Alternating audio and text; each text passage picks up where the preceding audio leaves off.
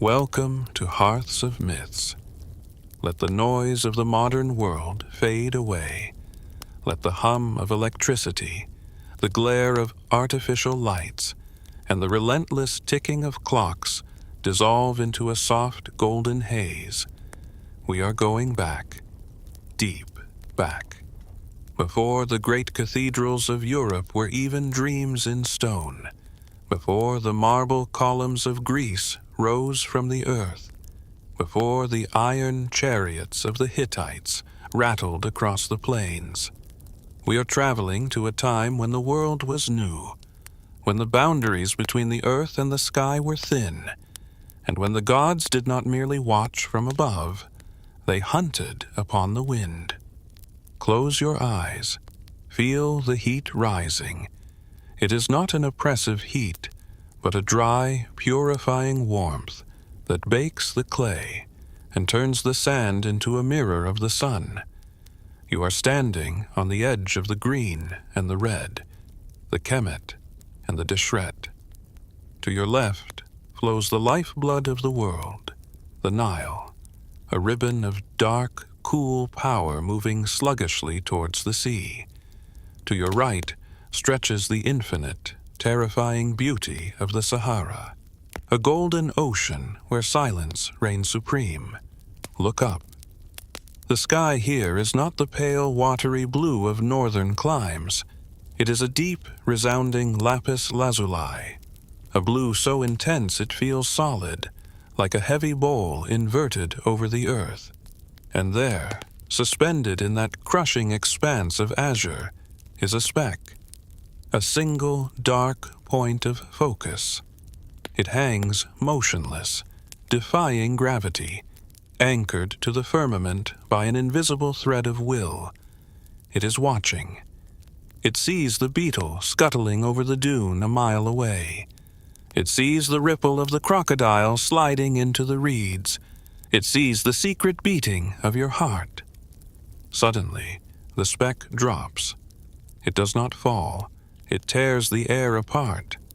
A scream of wind, a blur of feathers, the flash of a talon. The strike is faster than thought. This is the first god. This is the oldest majesty. This is Heru, the distant one, the high one, the falcon who contains the cosmos.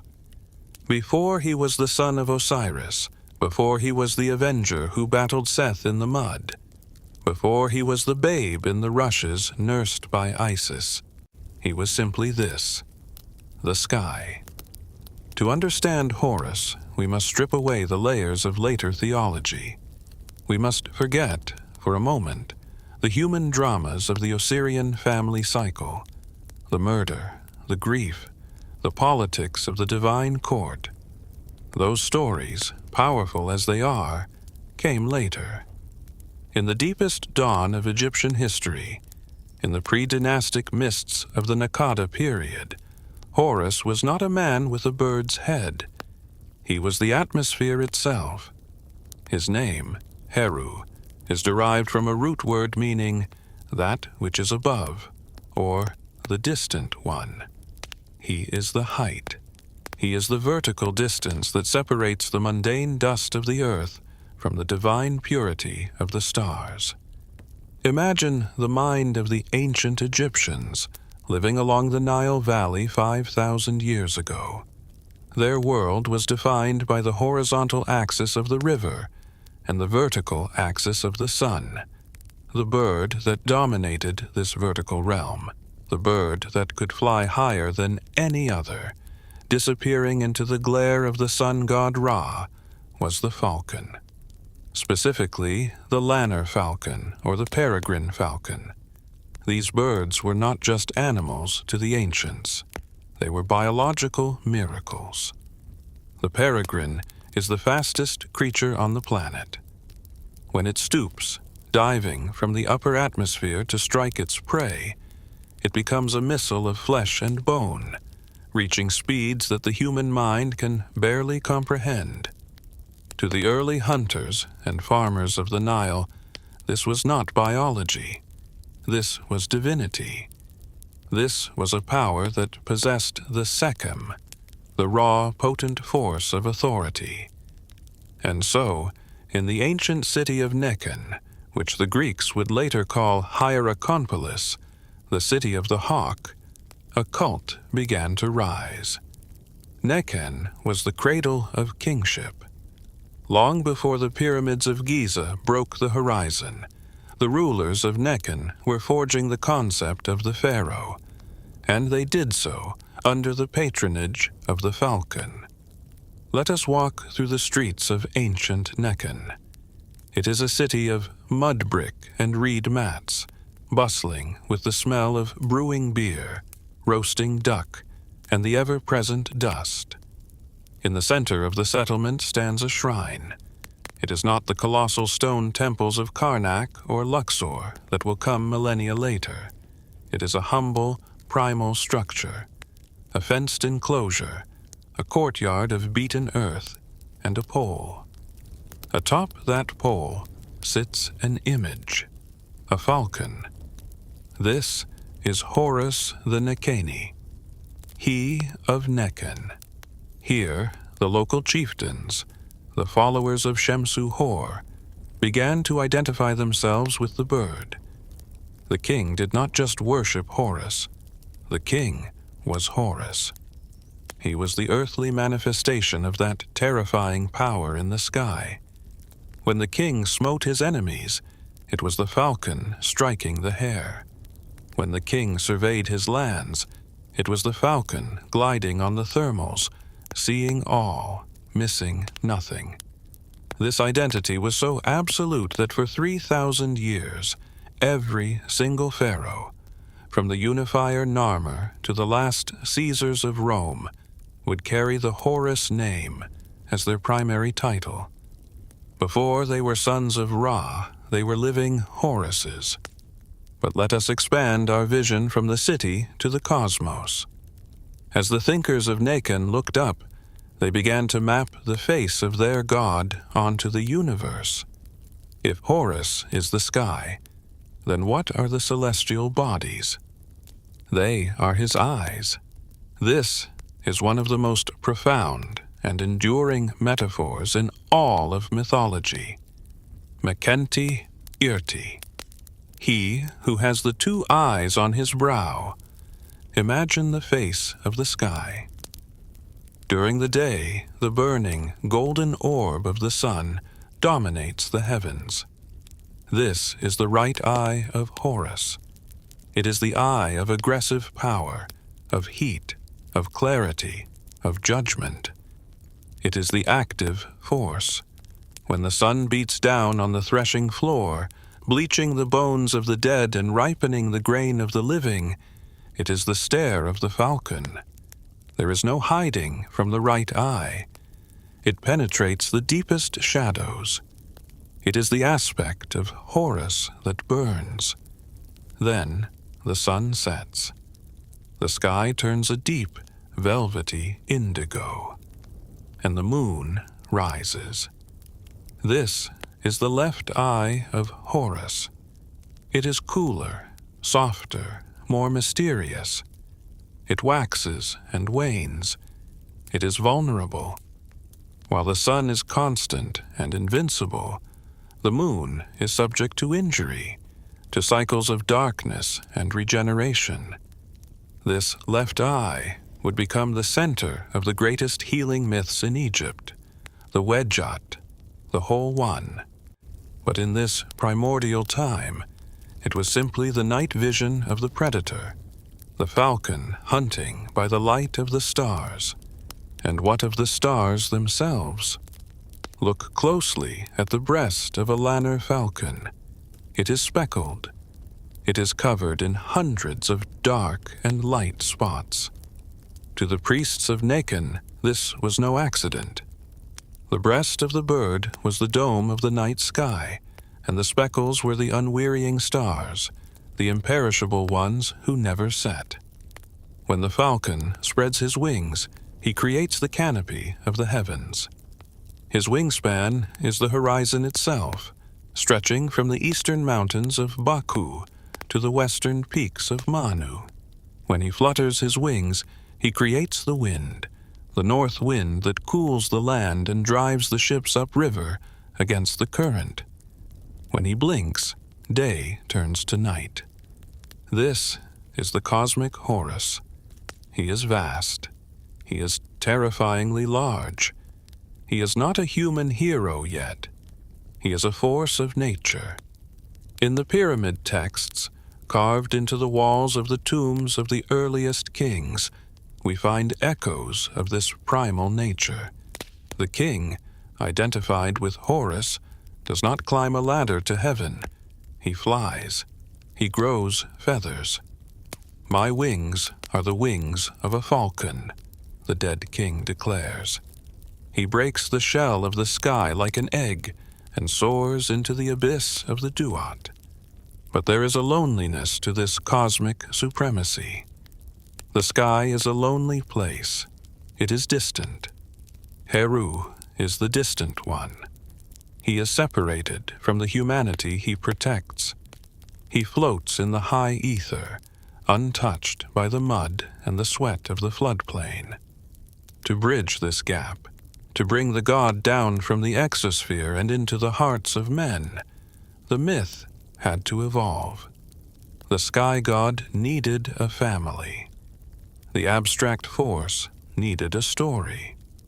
And so, as the cultures of the Nile coalesced, as the disparate tribes of the north and south began to merge, the story of Horus began to weave itself into the tragic and beautiful tapestry of the Osiris myth. But we must be careful here. We must not leap too quickly to the sun. We must linger on the transition. There is a version of Horus known as Horus the Elder, or Haroeris. He is one of the 5 children of the sky goddess Nut and the earth god Geb. He was born on the 2nd epigomenal day, the days out of time. In this form, he is the brother of Osiris, not his son.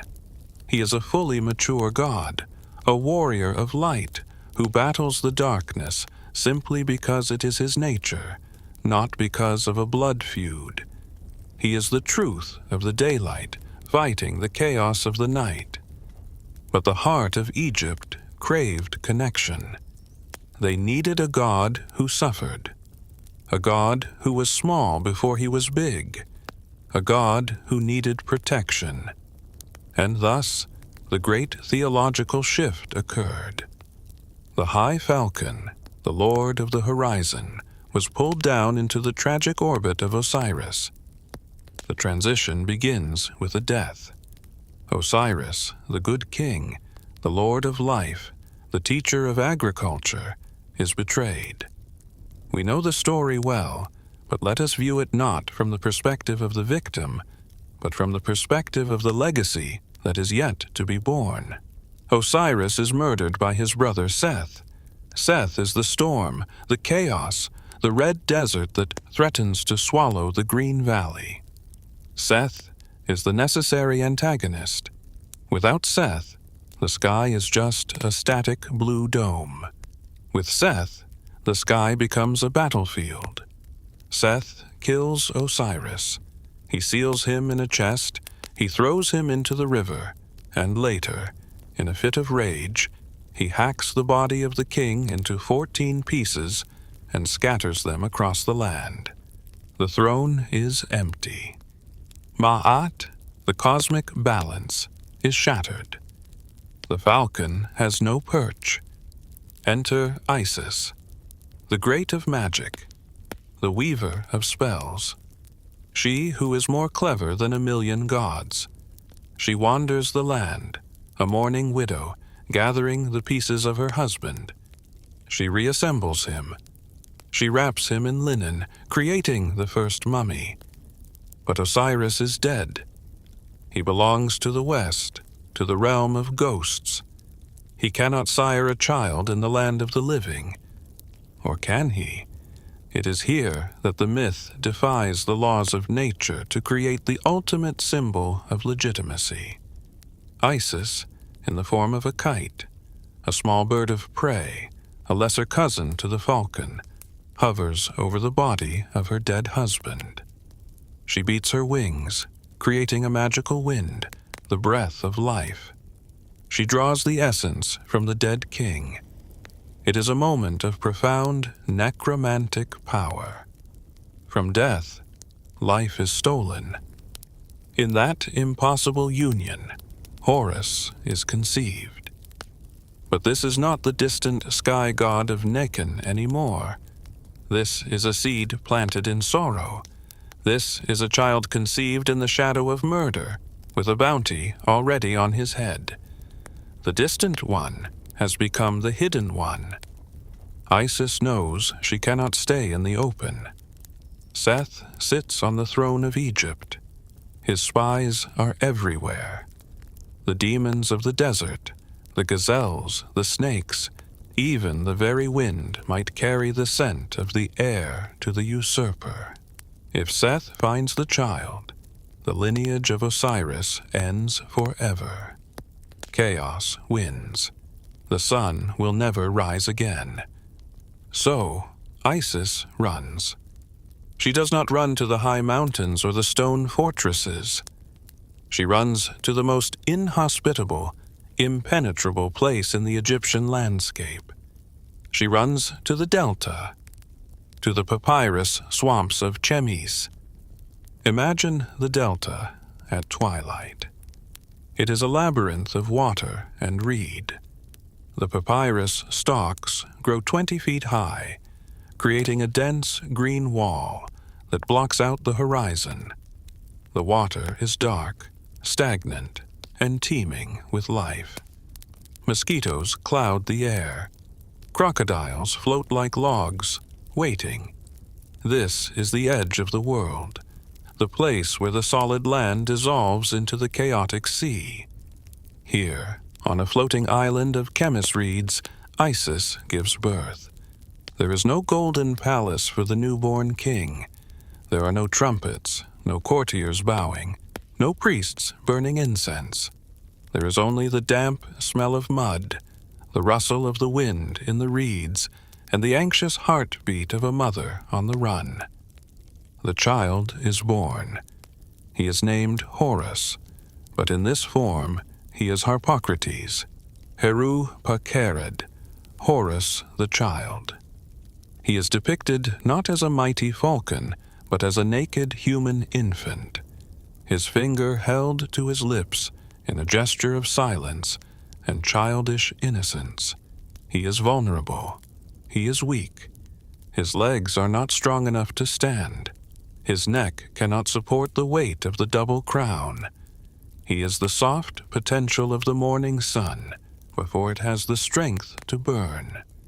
This vulnerability is crucial. It is what makes Horus the god of every Egyptian. The mighty falcon of Nekhen was a god for kings, a terrifying totem of power. But the babe in the rushes? He is a god for the people. He is a god for every mother who fears for her child in the night. He is a god who knows what it is to be small in a world of monsters. And monsters there were. The swamps of Chemmis were not empty. Seth could not enter them easily. The solid earth was his domain. But he could send his agents, and nature itself was a threat. The legends tell us that Isis had to leave the child hidden in the reeds to go beg for food in the nearby villages. She was a goddess, yes, but in this story, she is reduced to the status of a beggar woman, hiding her divinity in rags. She leaves Horus alone. While she is gone, the enemies creep in. Not soldiers with spears, but the assassins of the dust, a scorpion, a snake. Isis returns in the evening. The air is heavy with dread. She parts the reeds, expecting to see her son sleeping or crying for milk. Instead, she finds him silent. Foam is on his lips. His body is stiff. The heat of fever radiates from his small skin. He has been stung. the venom of the scorpion, the animal sacred to the goddess Serket, but here an agent of chaos, courses through the veins of the last hope of Egypt. The falcon has fallen from the nest. The cry that Isis lets out is said to have stopped the boat of 1,000,000 years in its tracks. It was a sound of such raw, cosmic grief that Ra, sailing through the underworld, heard it. The universe paused. If Horus dies, the story ends. There is no resurrection for him. He is the resurrection. Thoth, the god of wisdom, the moon reckoner, descends from the sky. He does not come with weapons, but with words. He brings the Heka, the magic. He speaks to the poison. He commands the venom to flow out of the child, to return to the earth, to lose its heat. Flow out, thou poison of the scorpion. Come forth, O venom of the hidden snake. It is not I who commands you. It is Ra who commands you. If the child Horus dies, the sun shall not rise. The waters shall not flow. The grain shall not grow. The world shall return to the silence. The stakes are raised to the absolute limit. The life of the infant is tied to the existence of the cosmos. The poison obeys. It has to. The authority of the high god, channeled through the wisdom of Thoth, forces the chemical reality of the toxin to change. The fever breaks. The child breathes. Horus lives. This event, the stinging of Horus, became the foundation of Egyptian medicine for thousands of years. We have found hundreds of Sippi of Horus, small stone steles depicting the child Horus standing on crocodiles, gripping snakes and scorpions in his hands. These were placed in homes and gardens. Water was poured over them and then drunk as a cure for snakebite. Why? Because the drinker became Horus. If Horus could survive the poison of the swamp, so could the farmer's child. The myth became a mechanism for survival. But surviving the swamp was only the beginning. The child had to grow. He had to eat. He had to build muscle. He had to learn the ways of war. The swamps of Chemmis became his dojo, his training ground. Imagine the young god growing up in this isolation. He has no father to teach him to hold a spear. He has only his mother, who teaches him magic, and the old gods who visit in secret to teach him the history of his bloodline. He learns that he is not a swamp dweller. He learns that the distant golden throne in Memphis belongs to him. He learns that the creature who sits on it, the red god Seth who commands the storms and the foreign armies, is the murderer of his father. The innocence of Harpocrates begins to fade. The finger is removed from the lips. The hand reaches for a weapon. The soft, naked skin of the baby begins to harden into the scales of the falcon. The eyes that once looked with wonder at the dragonflies now scan the horizon with the cold, predatory calculation of the raptor. He is becoming the Avenger. Heru Nej Tefi. Horus, the Avenger of his father. The marsh cannot hold him forever. The destiny of the sky god is not to hide in the mud. The vertical axis calls him. He must rise. He must leave the safety of the reeds and step into the blinding light of the court. He must face the Ennead, the council of gods. He must demand his birthright. But he is young, and Seth is old. Seth is strong. Seth has defended the sun boat from the serpent Apophis. Seth has the support of Ra himself, who values strength over lineage. Horus is walking into a trap. but he walks with the confidence of the morning sun. He knows something the older gods do not. He knows that he is the renewal. He is the sunrise that cannot be stopped. The long night of Osiris's death is ending. The dawn of Nekhen is breaking over the world once more. As he steps out of the delta, leaving the green shadows behind, the wind catches his hair. It blows from the south. It smells of dust and dry stone. It is the smell of the battlefield. The silence of the swamp is replaced by the murmur of the gathered gods. The solitary survival is over. The great legal battle, the 80-year contention that will shake the pillars of heaven, is about to begin. The falcon spreads his wings. The shadow falls across the land. The boy is gone. The contender has arrived.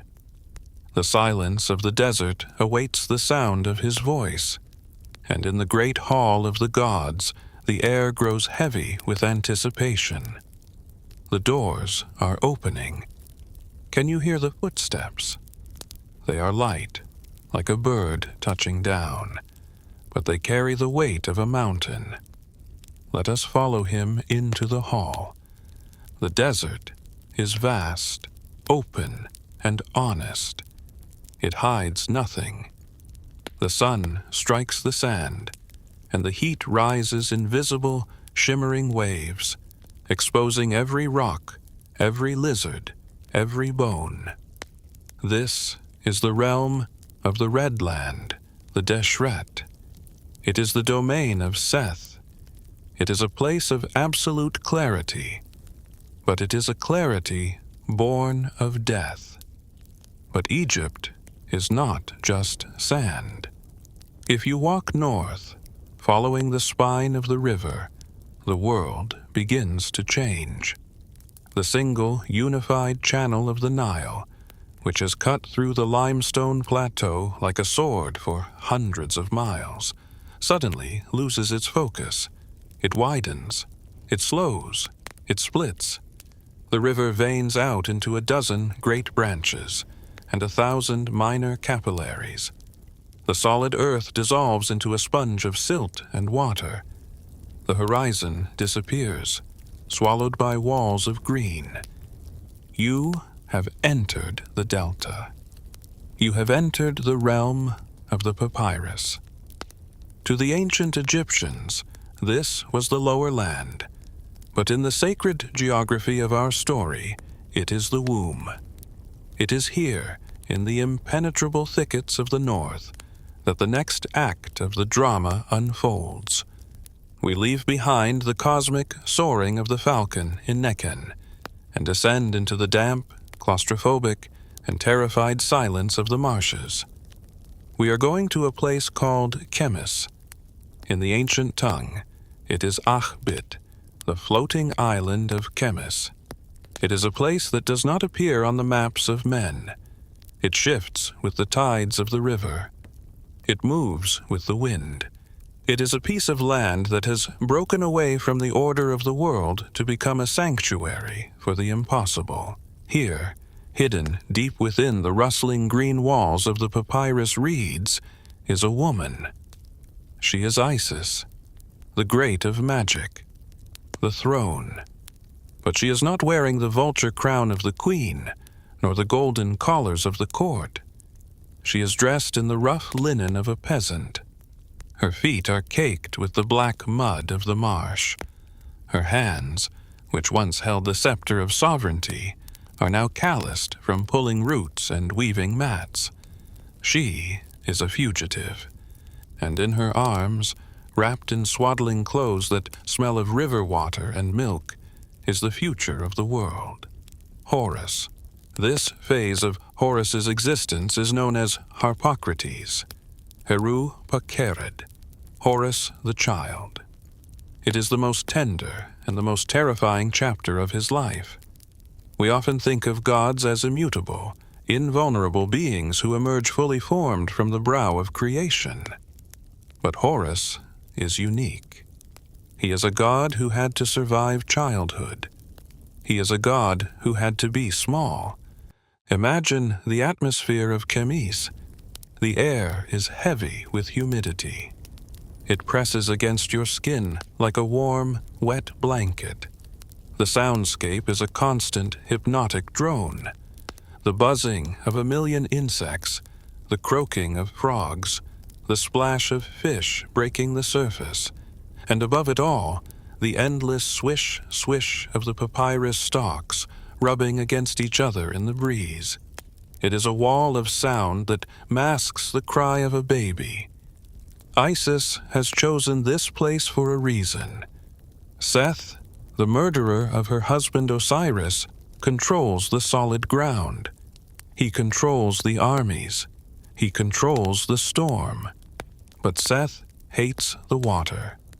The marsh is chaotic, fluid, and treacherous. It is a liminal space, neither land nor sea. It is a place where the rules of the Red God do not apply. Here, the magic of Isis is stronger than the brute force of the storm. But safety is an illusion.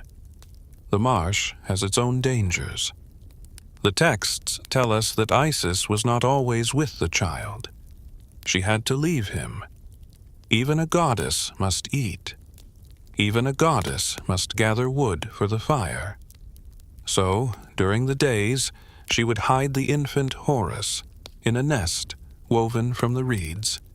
She would cast spells of protection over the spot, invisible barriers of Heka meant to turn away the crocodile and confuse the snake. She would leave him sleeping, his small chest rising and falling, the hope of the universe contained in a basket of grass. Horus, the child, lies there. He is not yet the falcon. He is a human infant. He feels the heat. He feels the hunger.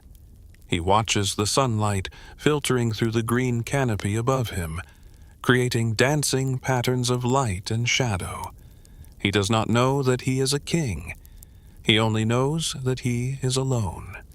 And in the silence of the swamp, the enemies come. They are not the soldiers of Seth. Seth cannot find this place. His eyes are blinded by the green maze. So he sends the agents that can slip through the cracks. He sends the crawlers. He sends the creatures of the dust that belong to the heat. One evening, as the sun begins to dip below the reeds, turning the sky a bruised purple, Isis returns. Her heart is heavy. She has been away too long. She pushes through the dense thicket, her feet splashing in the shallow water. She calls out his name. "Horus, my glory, my little one." There is no answer. The silence of the marsh is suddenly different. It is not the peaceful silence of sleep. It is the heavy, suffocating silence of death. She reaches the nest. She drops the food she has gathered. She falls to her knees in the mud. Horus is there, but he is not moving. His small body is rigid, arched backward in a spasm of agony. His skin, usually the color of burnished copper, is pale and cold, yet burning to the touch. Foam gathers at the corners of his mouth. His eyes are rolled back, staring sightlessly at the sky he is destined to rule. He has been stung. The culprit is gone, slipping back into the mud, but the mark is there. The puncture wound of the scorpion, or perhaps the bite of the viper. In the Metternich stela, a massive stone tablet carved with magical texts from a later age, this moment is described with harrowing detail. It is the ultimate nightmare of the ancient world. The scorpion was the most feared killer in the Egyptian home. It was small, silent, and deadly. And it had found the god. The venom is coursing through the tiny veins of Horus. It is a fire that consumes the blood. It attacks the heart. It paralyzes the lungs. The child is gasping, fighting for every breath, the rattle of death already in his throat. Isis screams. It is not a scream of fear. It is a scream of command. It is a scream of outrage. How can the universe allow this?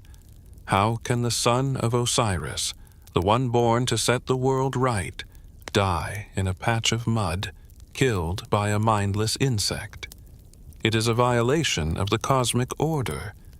She scoops him up. She rocks him. She puts her nose to his mouth to check for breath. It is faint. The heartbeat is a flutter, like a trapped bird. Biting has taken place, she cries. The child is stricken. The innocent one is fallen. She calls for help. She calls to the marsh dwellers, the fishermen, and the reed cutters. They come running, but they can do nothing. They look at the dying god with sorrow in their eyes. They bring water. They bring cool mud, but the poison of the scorpion is spiritual, as much as it is physical. It requires a divine antidote.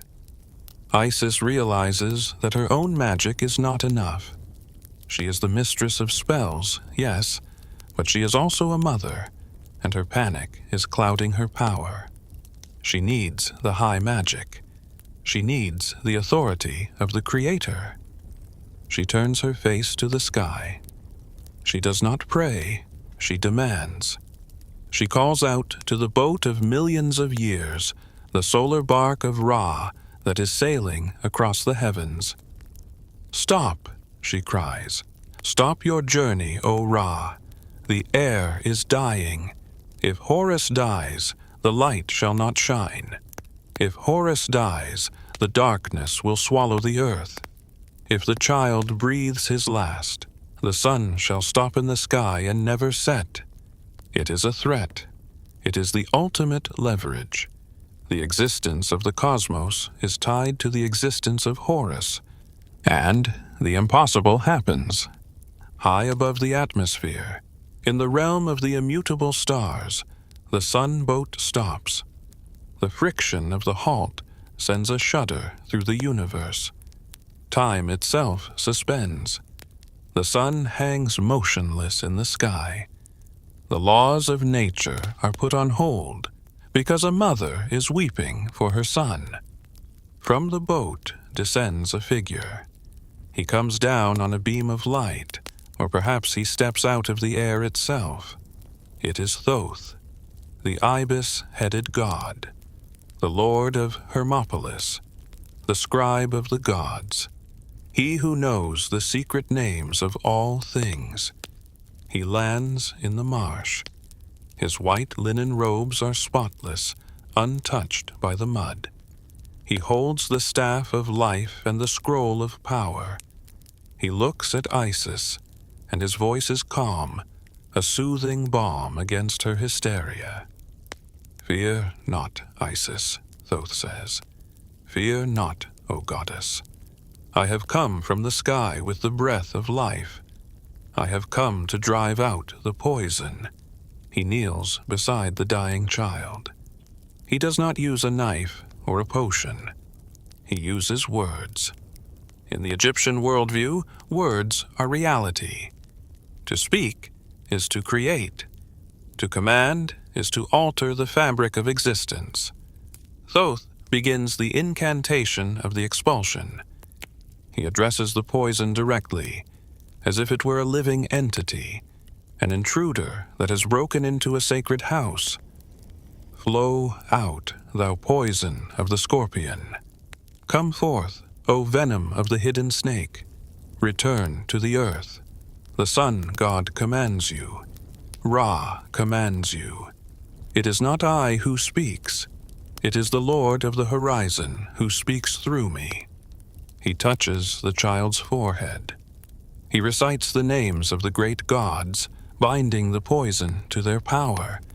He invokes the heat of the sun to burn out the cold of the venom. He invokes the flow of the Nile to wash away the toxins. Fall down, O poison. You shall not find a home in the limbs of this child. You shall not seize his heart. You shall not burn in his blood. Back, back to the dust. The struggle is invisible, but intense. The life force of the child, the Ka, is wrestling with the agent of chaos. The poison fights back. It wants to consume the light. But the word of Thoth is absolute. The will of the sunboat is behind him. Slowly, the rigidity leaves Horus's body. The arch in his back relaxes. The color returns to his skin, flushing out the pallid gray of death. The foam disappears from his lips. He takes a deep, shuddering breath. And then he cries. It is the cry of life. It is the most beautiful sound Isis has ever heard. The fever breaks. The poison flows out of him, neutralizing into the mud, harmless. Thoth stands up. The balance is restored. The child lives, he declares. The heir is safe. But guard him well, Isis of the marsh, for his enemies are many, and his time of trials has only just begun. With that, the ibis god returns to the sky. The sunboat resumes its journey. Time begins to tick again. The sun sets and the moon rises. Horus sleeps, but he is not the same. This event, the stinging of Horus, is the crucible of his childhood. It is the moment he touched death and returned. It is the moment he realized that he is not just a biological being, but a vessel of cosmic forces. He carries the venom in his memory. He knows the taste of the earth's malice. This trauma shapes him. It is why Horus later becomes a god of healing. In the temples of the late period, the sanatoria, healing centers, were dedicated to him. People would come to sleep in the temples, hoping for dreams of the god who survived the scorpion. If the king could survive the ultimate poison, he could cure their fevers, their infections, their fears. Horus becomes the archetype of the survivor. But survival is not enough. He must become a king. As the years pass in the seclusion of Chemmis, the child begins to grow. The soft limbs of the infant harden into the lean, wiry muscles of a youth. The marsh becomes his training ground. Isis is his teacher. She tells him the stories of his father. She tells him of the golden age when Osiris ruled and the land was at peace. She tells him of the betrayal, the banquet, the coffin, and the scattering. She paints a picture of Seth not just as an uncle, but as a usurper, a thief who stole the birthright that belongs to Horus. She teaches him hate. It is a righteous hate, a necessary fire. You are the avenger, she whispers to him as he practices throwing a reed spear at a floating log. You are the one who will set the scales back to balance. You must be stronger than the storm. You must be smarter than the trickster. Horus learns the ways of the wild. He learns to move through the papyrus without making a sound. He learns to read the wind. He learns to hunt. He starts with fish, striking them with the speed of a striking snake. Then he moves to waterfowl, catching ducks on the wing. And finally, he hunts the beasts of Seth, the hippopotamus and the crocodile. The transformation is happening. The human child is fading. The falcon is emerging. We see this in the iconography. The art changes. He is no longer depicted as the naked baby with the sidelock of youth. He begins to appear as a young man, a warrior. He wears the kilt of the hunter. He holds the spear and the mace. He stands tall, looking south. Chemmis, the floating island, has become too small for him.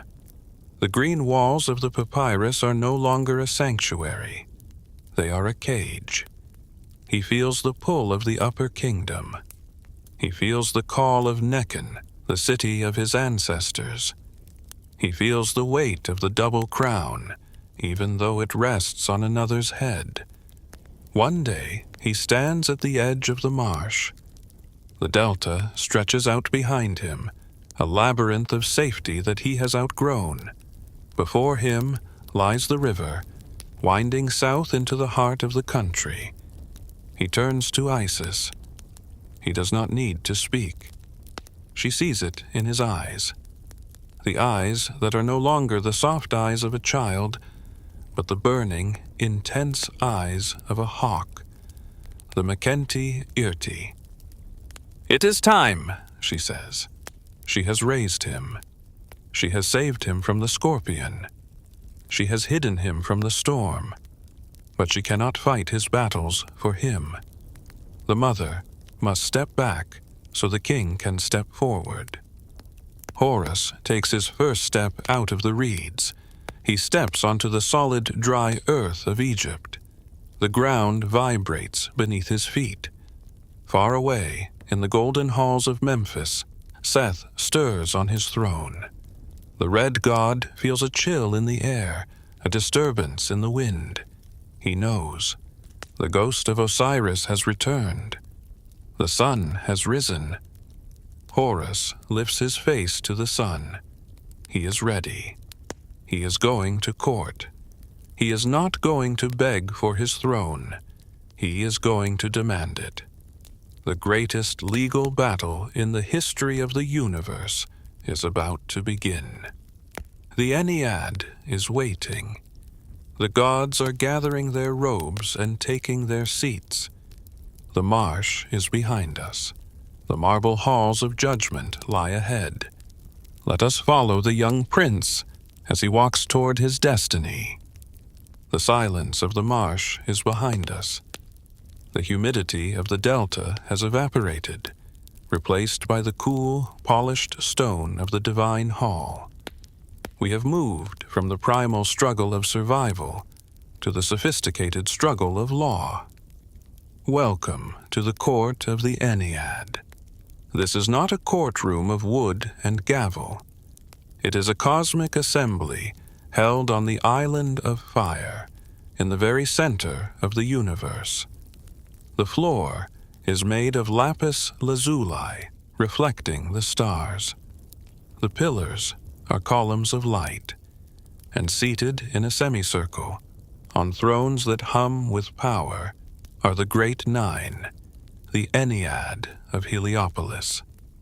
At the head of the council sits Ra-Horakhti, the creator, the sun god. He is old, ancient beyond reckoning, his skin like gold, his bones like silver, his hair like true lapis. He is the supreme judge, but he is tired. He has seen eons pass. He has seen worlds rise and fall. He values stability above all else. To his side sits Shu, the god of air, and Tefnut, the goddess of moisture. There is Geb, the earth, and Nut, the sky. And there are the others, the silent watchers. Into this assembly walks the young challenger, Horus. He is no longer the naked child of the reeds. He stands tall, a warrior in the prime of his youth. His shoulders are broad, his skin is bronze, and his eyes hold the fierce, unblinking intensity of the falcon. He does not bow like a servant. He bows like a prince who knows the crown belongs to him. Opposite him stands the defendant, the usurper, Seth. Seth is a creature of a different order. He is raw power made flesh. He is tall, red-haired, a color of danger and chaos in Egypt, with pale skin. His face is not quite human, nor quite animal. It has the snout of the Seth animal, a creature that defies zoological classification, with square ears and a curved snout. He radiates heat. He smells of ozone and thunder. He stands with the arrogance of a god who has ruled for 80 years, a god who has defended the sun boat from the serpent Apophis every single night. He is the strongest being in the room. The trial begins not with swords, but with words. I claim the office of my father. Horus speaks, his voice ringing clear and sharp. I am Horus, son of Osiris. The throne was taken by violence. The natural order is broken. A son succeeds his father. This is the law of Ma'at. Restore to me what is mine. The logic is sound. It is the fundamental principle of Egyptian kingship, inheritance. The son buries the father, and the son takes the father's place. It is the cycle of life. Shu, the god of air, speaks first. The right is with Horus, he says, his voice like a gentle breeze. He is the heir. The throne belongs to him. Let the double crown be placed upon his head. Thoth, the scribe, nods. It is just 1,000,000 times, he records. The court murmurs in agreement. Isis, standing in the shadows, smiles. It seems simple. It seems over. But Ra-Horakhti does not smile. The sun god frowns. He looks at Horus, this young, untested boy. Then he looks at Seth. He sees the raw power, the brute force that is needed to protect the cosmos from the void. Is the office to be given to the mother's brother while the son is there? Ra asks, playing the devil's advocate. But his heart is with Seth. Seth is older. Seth is stronger. Who will guard my boat if Seth is gone? Who will spear the serpent? Can this boy, this baby, fight the darkness? Seth sees his opening. He steps forward, his voice a low growl that shakes the pillars. I am the one who slays the enemy of Ra daily, Seth boasts. I stand at the prow of the solar bark. I fear no god. I fear no monster. If you give the throne to this weakling, the world will fall. He is soft. He smells of milk. I smell of blood and iron. The court is paralyzed. It is a clash of two ideologies. Horus represents legitimacy and Ma'at, the way things should be. Seth represents power and necessity, the way things are. Is a king defined by his bloodline, or by his ability to punch the enemy in the face? For 80 years, the Chester Beatty papyrus tells us, this argument rages. 80 years of bickering, indecision, and divine bureaucracy. The gods shout. They insult each other. They change their minds like the wind. At one point, the frustration becomes so great that the gods decide to seek outside counsel. They send a message to the oldest, wisest goddess of all, Neith, the weaver, the mother of Ra, dwelling in the delta city of Sais. Thoth writes the letter. What shall we do with these two lords who have been arguing for 80 years? The reply from Neith is swift and terrifying. She does not mince words. Give the office of Osiris to his son Horus, Neith writes. Do not commit this great injustice, or I will become so angry that the sky will fall upon the earth. It is a direct threat from the primal mother. The sky will collapse. The court is shaken. The gods of the Ennead nod. Neith is right, they whisper. Horus is the king. But Ra is stubborn. He is the king of gods, and he does not like being told what to do. He looks at Horus with contempt. In a moment of shocking pettiness, the creator of the universe insults the boy. "You are weak," Ra sneers. "Your mouth smells of your mother's milk." It is a devastating insult. It infantilizes Horus. It reminds everyone that he was hiding in the bushes while Seth was ruling the world. Horus is furious, but Seth is emboldened. He demands a trial by combat. He wants to drag this legal proceeding into the physical realm, where he knows he has the advantage. But Isis is not just a mother. She is a political mastermind. She realizes the court is biased. She realizes Ra will never rule against Seth as long as Seth is standing there, whispering in his ear. So she decides to manipulate the judge. Isis uses her magic to transform. She becomes an old, beautiful woman. She waits for Seth on a path he walks alone. Seth sees her. He is a god of desire, of impulse. He stops. "Who are you, beautiful one?" he asks. "Why do you weep?" Isis spins a story. "I was the wife of a herdsman," she lies. "My husband died, leaving me with a young son. Then a stranger came. He beat my son. He stole our cattle. He threw us out of our home. I am here to ask for help." Seth, caught up in the story, puffed up with his own sense of justice, for Seth sees himself as a hero, not a villain, is outraged. "Shall the cattle be given to the stranger while the son of the herdsman is there?" Seth roars. "This is an abomination. The stranger should be beaten with a rod of copper." Isis smiles. The trap is sprung. She transforms.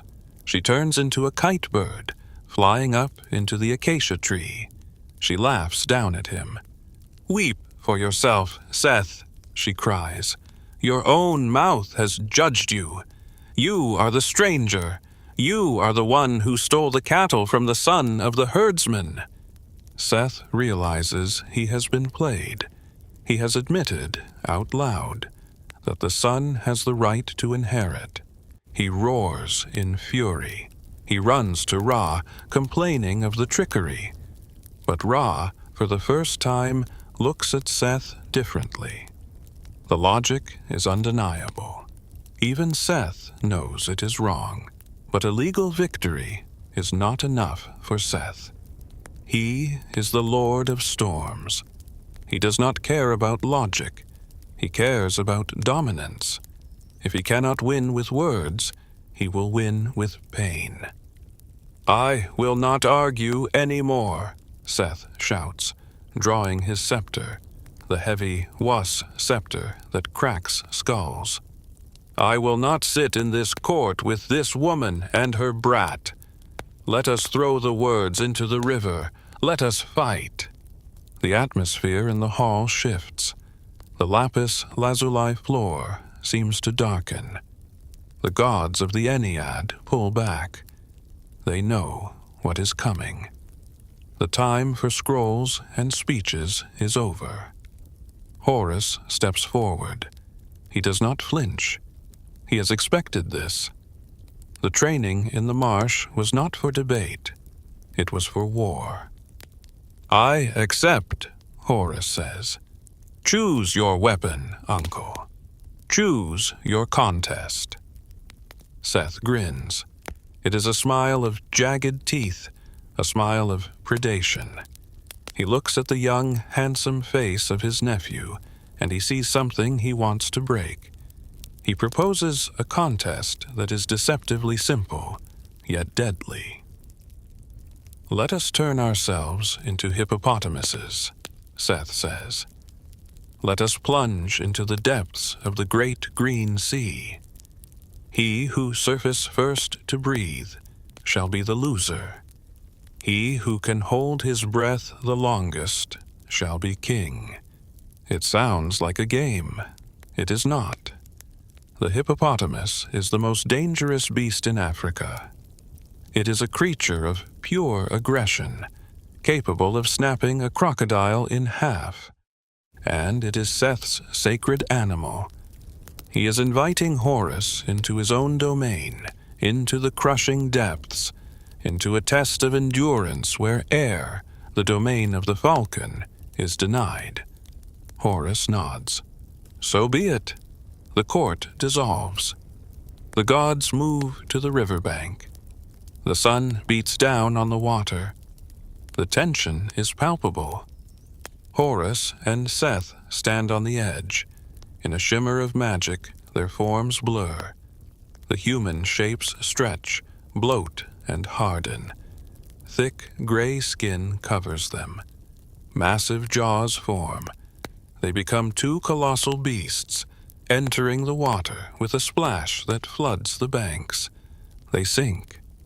Down into the silence. Down into the mud. The surface of the Nile becomes calm. But beneath, the war has begun. They are not just holding their breath. They are waiting. It is a test of will. Who will panic first? Who will succumb to the need for air? Minutes pass. Hours pass. The gods watch from the shore, anxious. Isis paces back and forth. She cannot bear it. She knows Seth can stay under for days. He is a monster of the deep. Horus is a creature of the sky. He needs to breathe.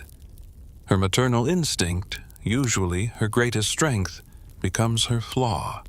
She panics. She creates a harpoon, a magical weapon of copper and rope. She cannot see them, but she aims for the chaos. She throws the harpoon into the water. It strikes. Cry out, Isis commands the harpoon. Find the enemy. The harpoon bites into flesh. A roar bubbles up from the depths. It is Horus. Mother, he screams from underwater. You have hit me. You have pierced your own son. Call it off. Isis is horrified. She speaks the spell of release. The harpoon detaches. She throws it again. This time it finds the right target. It slams into the shoulder of Seth. Seth roars. He surfaces, thrashing, the copper barb deep in his thick hide. He looks at his sister, his eyes filled with pain and betrayal. And in this moment, Seth does something unexpected. He appeals to her emotion. What have I done to you, my sister? Seth cries. We are of the same blood. We are the children of Nut. Will you kill your own brother for a stranger? The plea strikes home. Isis is the goddess of family. Seth is a murderer, yes, but he is her brother. They shared the same womb. The bond of blood is ancient and deep. She hesitates. Her hand trembles. Pity, that dangerous emotion, enters her heart. She commands the harpoon to release him. Let go, she whispers. The barb falls away. Seth is free. And then the water explodes. Horus surfaces. He is not the calm, judicial prince anymore. He is a geyser of pure, unadulterated rage. He sees what his mother has done. She had the enemy in her grasp, and she let him go. She chose the brother over the son. She betrayed the cause. In a blind fury, possessed by the red rage of battle, Horus leaps from the water. He is still half beast, half god. He grabs his mother. It is the darkest moment in the myth. The taboo is broken. The son strikes the mother. With a swing of his sword, or perhaps his claws, he strikes Isis. The texts say he decapitated her or removed her crown. It is a symbolic act of severing her authority, a rejection of her protection. He is saying, I am no longer your child. I am the king, and I stand alone. Horus takes to the head of his mother and flees into the mountains of the desert. He runs to the high ground, to the solitude of the rocks. He is ashamed. He is furious. He is an outlaw. The trial has fallen apart. The court is in chaos. Isis uses her magic to replace her head with that of a cow, becoming Hathor Isis. But the damage is done. Ra is furious. Find him, the sun god commands.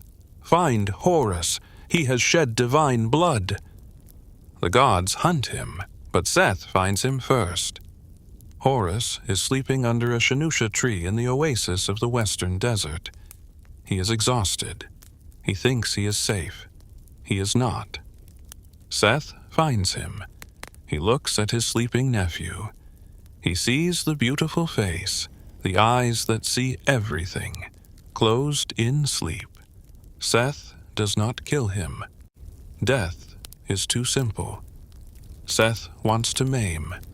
He wants to take the source of Horus's power. He wants to take the eyes.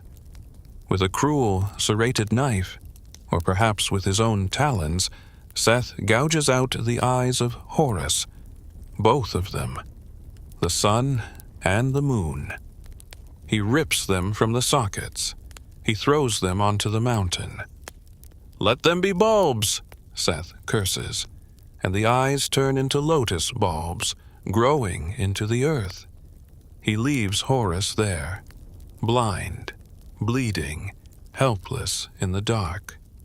The god of the sky has no sky. The falcon cannot see the horizon. It is the lowest point of the hero's journey. Horus lies in the darkness of his own skull. The pain is absolute. The silence of the desert is no longer a comfort. It is a tomb. But help comes from the most unlikely source, Hathor, the Golden One, the goddess of love, beauty, and joy.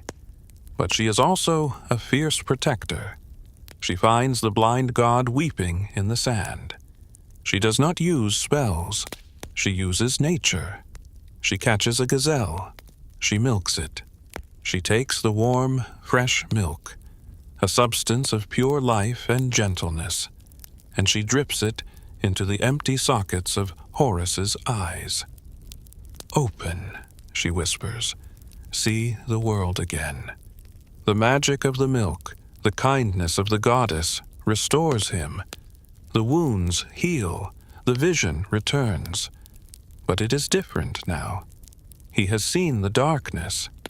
He has known what it is to be blind. His sight is no longer just physical. It is spiritual. He sees the truth. He stands up. He thanks the goddess. He picks up his weapon. He is not going back to the court to argue. He is not going back to the marsh to hide. He is going to find Seth. And this time, there will be no games. There will be no contests. There will be war. The legal phase is over. The time of the Contendings has ended. The time of the slaughter is beginning. The sky turns red. The wind howls. The two greatest forces in the universe are colliding. Let us watch the earth shake. The healing of the eyes was not the end of the pain. It was the beginning of the clarity. When Horus opened his eyelids, washed clean by the milk of the gazelle and the magic of Hathor, he did not see the world as he had before. He saw the fault lines. He saw the cracks in the universe where the chaos was seeping in. He realized that the court of law was a farce. The judges were old, indecisive and easily swayed by the raw charisma of the storm. Justice, he understood, would not be handed down from a throne. It would be carved out of the earth with iron and blood. The war that follows is not a skirmish. It is a cataclysm. For years, the lands of Egypt are torn apart. The conflict moves beyond the personal feud of two gods and becomes a civil war of the cosmos. Horus gathers his followers, the Shemsu Hor, the followers of Horus. These are not just mortal soldiers. They are the spirits of the ancestors, the wolf gods of the south, and the harpooners of the delta. They are the Mesentiu, the metal workers, who forge weapons not of copper, which bends, but of iron, the metal of heaven, the meteoritic ore that is the bone of Seth himself. Against them stands the army of the Red Land. Seth calls up the monsters of the waste. He summons the serpentine creatures of the clefts, the rebels of the south, and the untamed beasts of the desert. The battles are brutal. The texts describe rivers running red with blood, so thick that the fish choke. They describe storms that last for weeks, burying entire cities in sand. They describe the sky turning black at noon. It is total war. But amidst the slaughter, the personal contest between the uncle and the nephew continues. It evolves into a series of duels, each stranger and more psychologically complex than the last. Seth, realizing that he cannot simply kill Horus, for the boy has proven resilient, decides to dismantle him. He decides to destroy his honor, his masculinity, and his claim to kingship through ritual humiliation. This brings us to one of the most bizarre and significant episodes in the contendings of Horus and Seth. It is a story that is often sanitized in modern retellings, but to ignore it is to miss the deep, primal nature of Egyptian mythology. It involves the struggle for dominance, sexuality, and the magical power of the seed. Seth invites Horus to a banquet. He claims he wants a truce. He speaks of reconciliation. "Let us stop the fighting," Seth says, his voice dripping with false honey.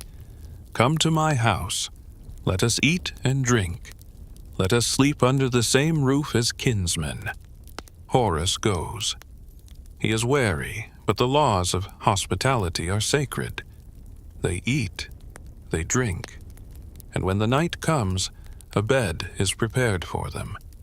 They lie down together.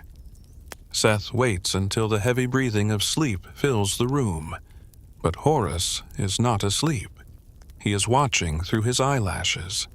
Seth moves. He seeks to dominate Horus sexually. In the ancient Egyptian worldview, to be the active partner was to be the master. To be the passive partner was to be conquered, to be feminized, to lose one's claim to authority. If Seth can violate Horus, he can stand before the Ennead and say, "He is my woman. I have conquered him. How can he be king?" Seth releases his seed. He attempts to deposit it between the thighs of Horus, but Horus is ready. He is quick. He catches the seed in his hands. He does not let it touch his body. The poison of Seth is contained in his palms. The horror of the moment is intense. Horus holds the essence of the chaotic storm in his hands. It is burning. It is vile. He waits for Seth to fall asleep, satisfied with his supposed victory. Then Horus rises. He runs to the river. He runs to his mother, Isis, who is waiting in the shadows. "Look," Horus whispers, showing her his hands. "Look what Seth has done." Isis does not weep. She does not comfort him with soft words. She acts with the ruthless pragmatism of a surgeon. She sees the pollution. She sees that her son's hands are tainted. She draws her knife. In a moment of shocking violence, she cuts off Horus's hands. She severs them at the wrists and throws them into the marsh water. The pollution must be removed. Then, with her supreme magic, she regenerates them. She gives him new hands, fresh and clean, uncorrupted by the touch of Seth. But defense is not enough. They must counterattack. He tried to shame you, Isis says, her eyes narrowing. Now, we will shame him. We will turn his own trap against him. She goes to the garden of Seth. She knows that the red god has a weakness. He loves lettuce. The primal, tall, milky lettuce of Egypt was sacred to Min, the god of fertility, and it was the favorite food of Seth. Isis finds the best, crispest lettuces in the garden. She takes the seed of Horus, the essence of the true king, and she spreads it on the lettuce leaves. It is a hidden seasoning. Seth wakes up in the morning. He is hungry. He goes to his garden. He picks the lettuce and eats it. He eats the seed of Horus. He consumes his own defeat without knowing it. He thinks he is the conqueror, but he has just become the vessel. The next day, Seth calls the gods together. He is triumphant. He stands before the great Ennead, puffing out his chest. "I demand the crown," Seth booms. "For I have dominated this boy. I have used him as a woman. He is not a king. He is my subject." The gods gasp. Ra looks at Horus with disgust. "Is this true?" the sun god asks. Horus steps forward. He raises his clean hands. "It is a lie," he says calmly. Seth is confused. His mind is clouded by his own lust. I am untouched, but I claim that he is the one who has been conquered. He carries my seed. Seth laughs. It is a loud, braying laugh. "Impossible!" Thoth, the master of truth, steps in. He performs the rite of the calling. He addresses the seed of Seth. "Come forth, seed of Seth!" Thoth commands. "Where are you?" From the distant marshes, from the mud where Isis threw the severed hands, a voice answers. "I am here," the seed cries. "I am in the water." Seth is confused. His seed is not in Horus. It is in the swamp. He has missed. Then Thoth turns to Seth. "Come forth, seed of Horus," he commands. "Where are you?" Seth doubles over. He feels a burning in his gut, a pressure. "I am here," the voice answers. But it does not come from the air. It comes from inside Seth. "Come out," Thoth orders. But the seed cannot come out the natural way, for Seth is a god of chaos and has no womb. So it travels up. It moves through his body like a golden fire. It reaches his head. And there, on the forehead of Seth, a golden disk appears. The seed of Horus manifests as the solar disk, the symbol of sovereignty. Seth has given birth to the sign of his rival's victory. Thoth reaches out and takes the golden disk. He places it on his own head as an ornament. The court erupts in laughter. The great Ennead laughs at Seth. The usurper has been humiliated. He tried to rape his nephew, and instead he has been impregnated by him. He has lost the claim of masculinity. He is the one who has been dominated. Seth falls into a rage. The laughter of the gods is worse than their swords. He screams. He curses. He demands a final test. No more tricks. No more bedroom politics. No more lawyers. "A boat race," Seth screams, foam flecking his lips.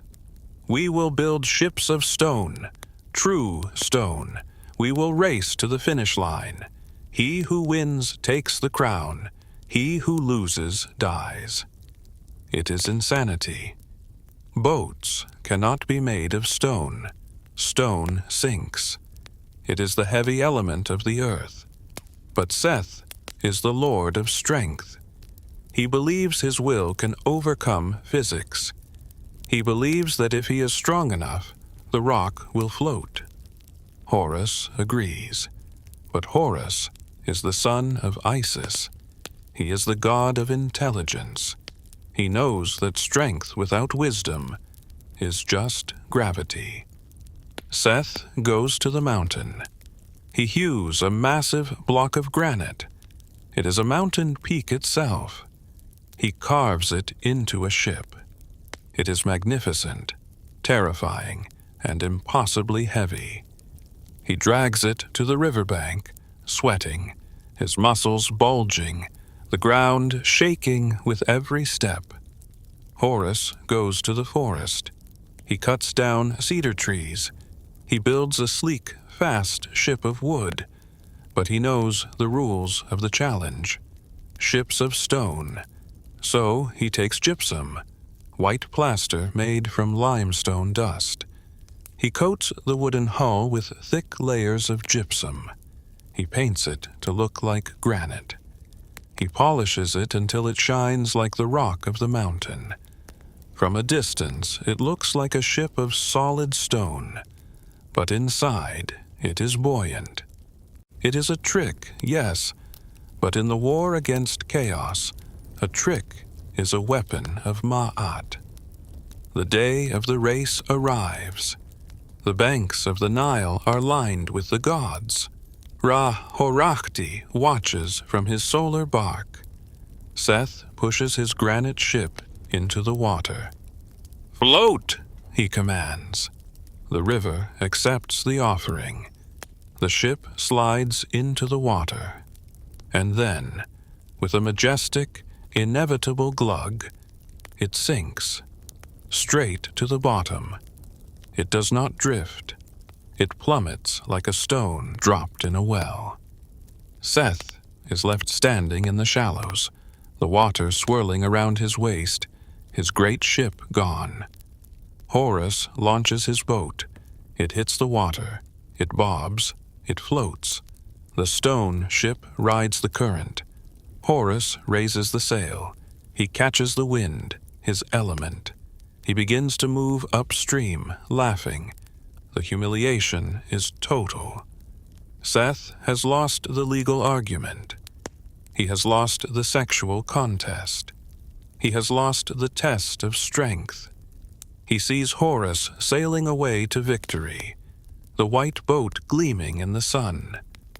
Something snaps in Seth's mind. The last thread of restraint breaks. He abandons the form of a man. He abandons the form of a god. He reverts to the primal beast. He transforms into a hippopotamus. Not the playful river horse, but the red-eyed demon of the deep. He is the size of a mountain. He opens jaws that can crush a chariot. He plunges into the water. He swims after Horus. He comes up underneath the wooden boat.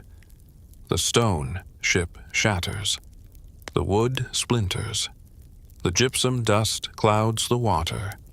Seth destroys the illusion. He capsizes the boat. Horus is thrown into the water. This is what Seth wanted all along. No rules, no boats, just two gods in the mud. But Horus is ready. He anticipated this. He is not just a sailor. He is the harpooner.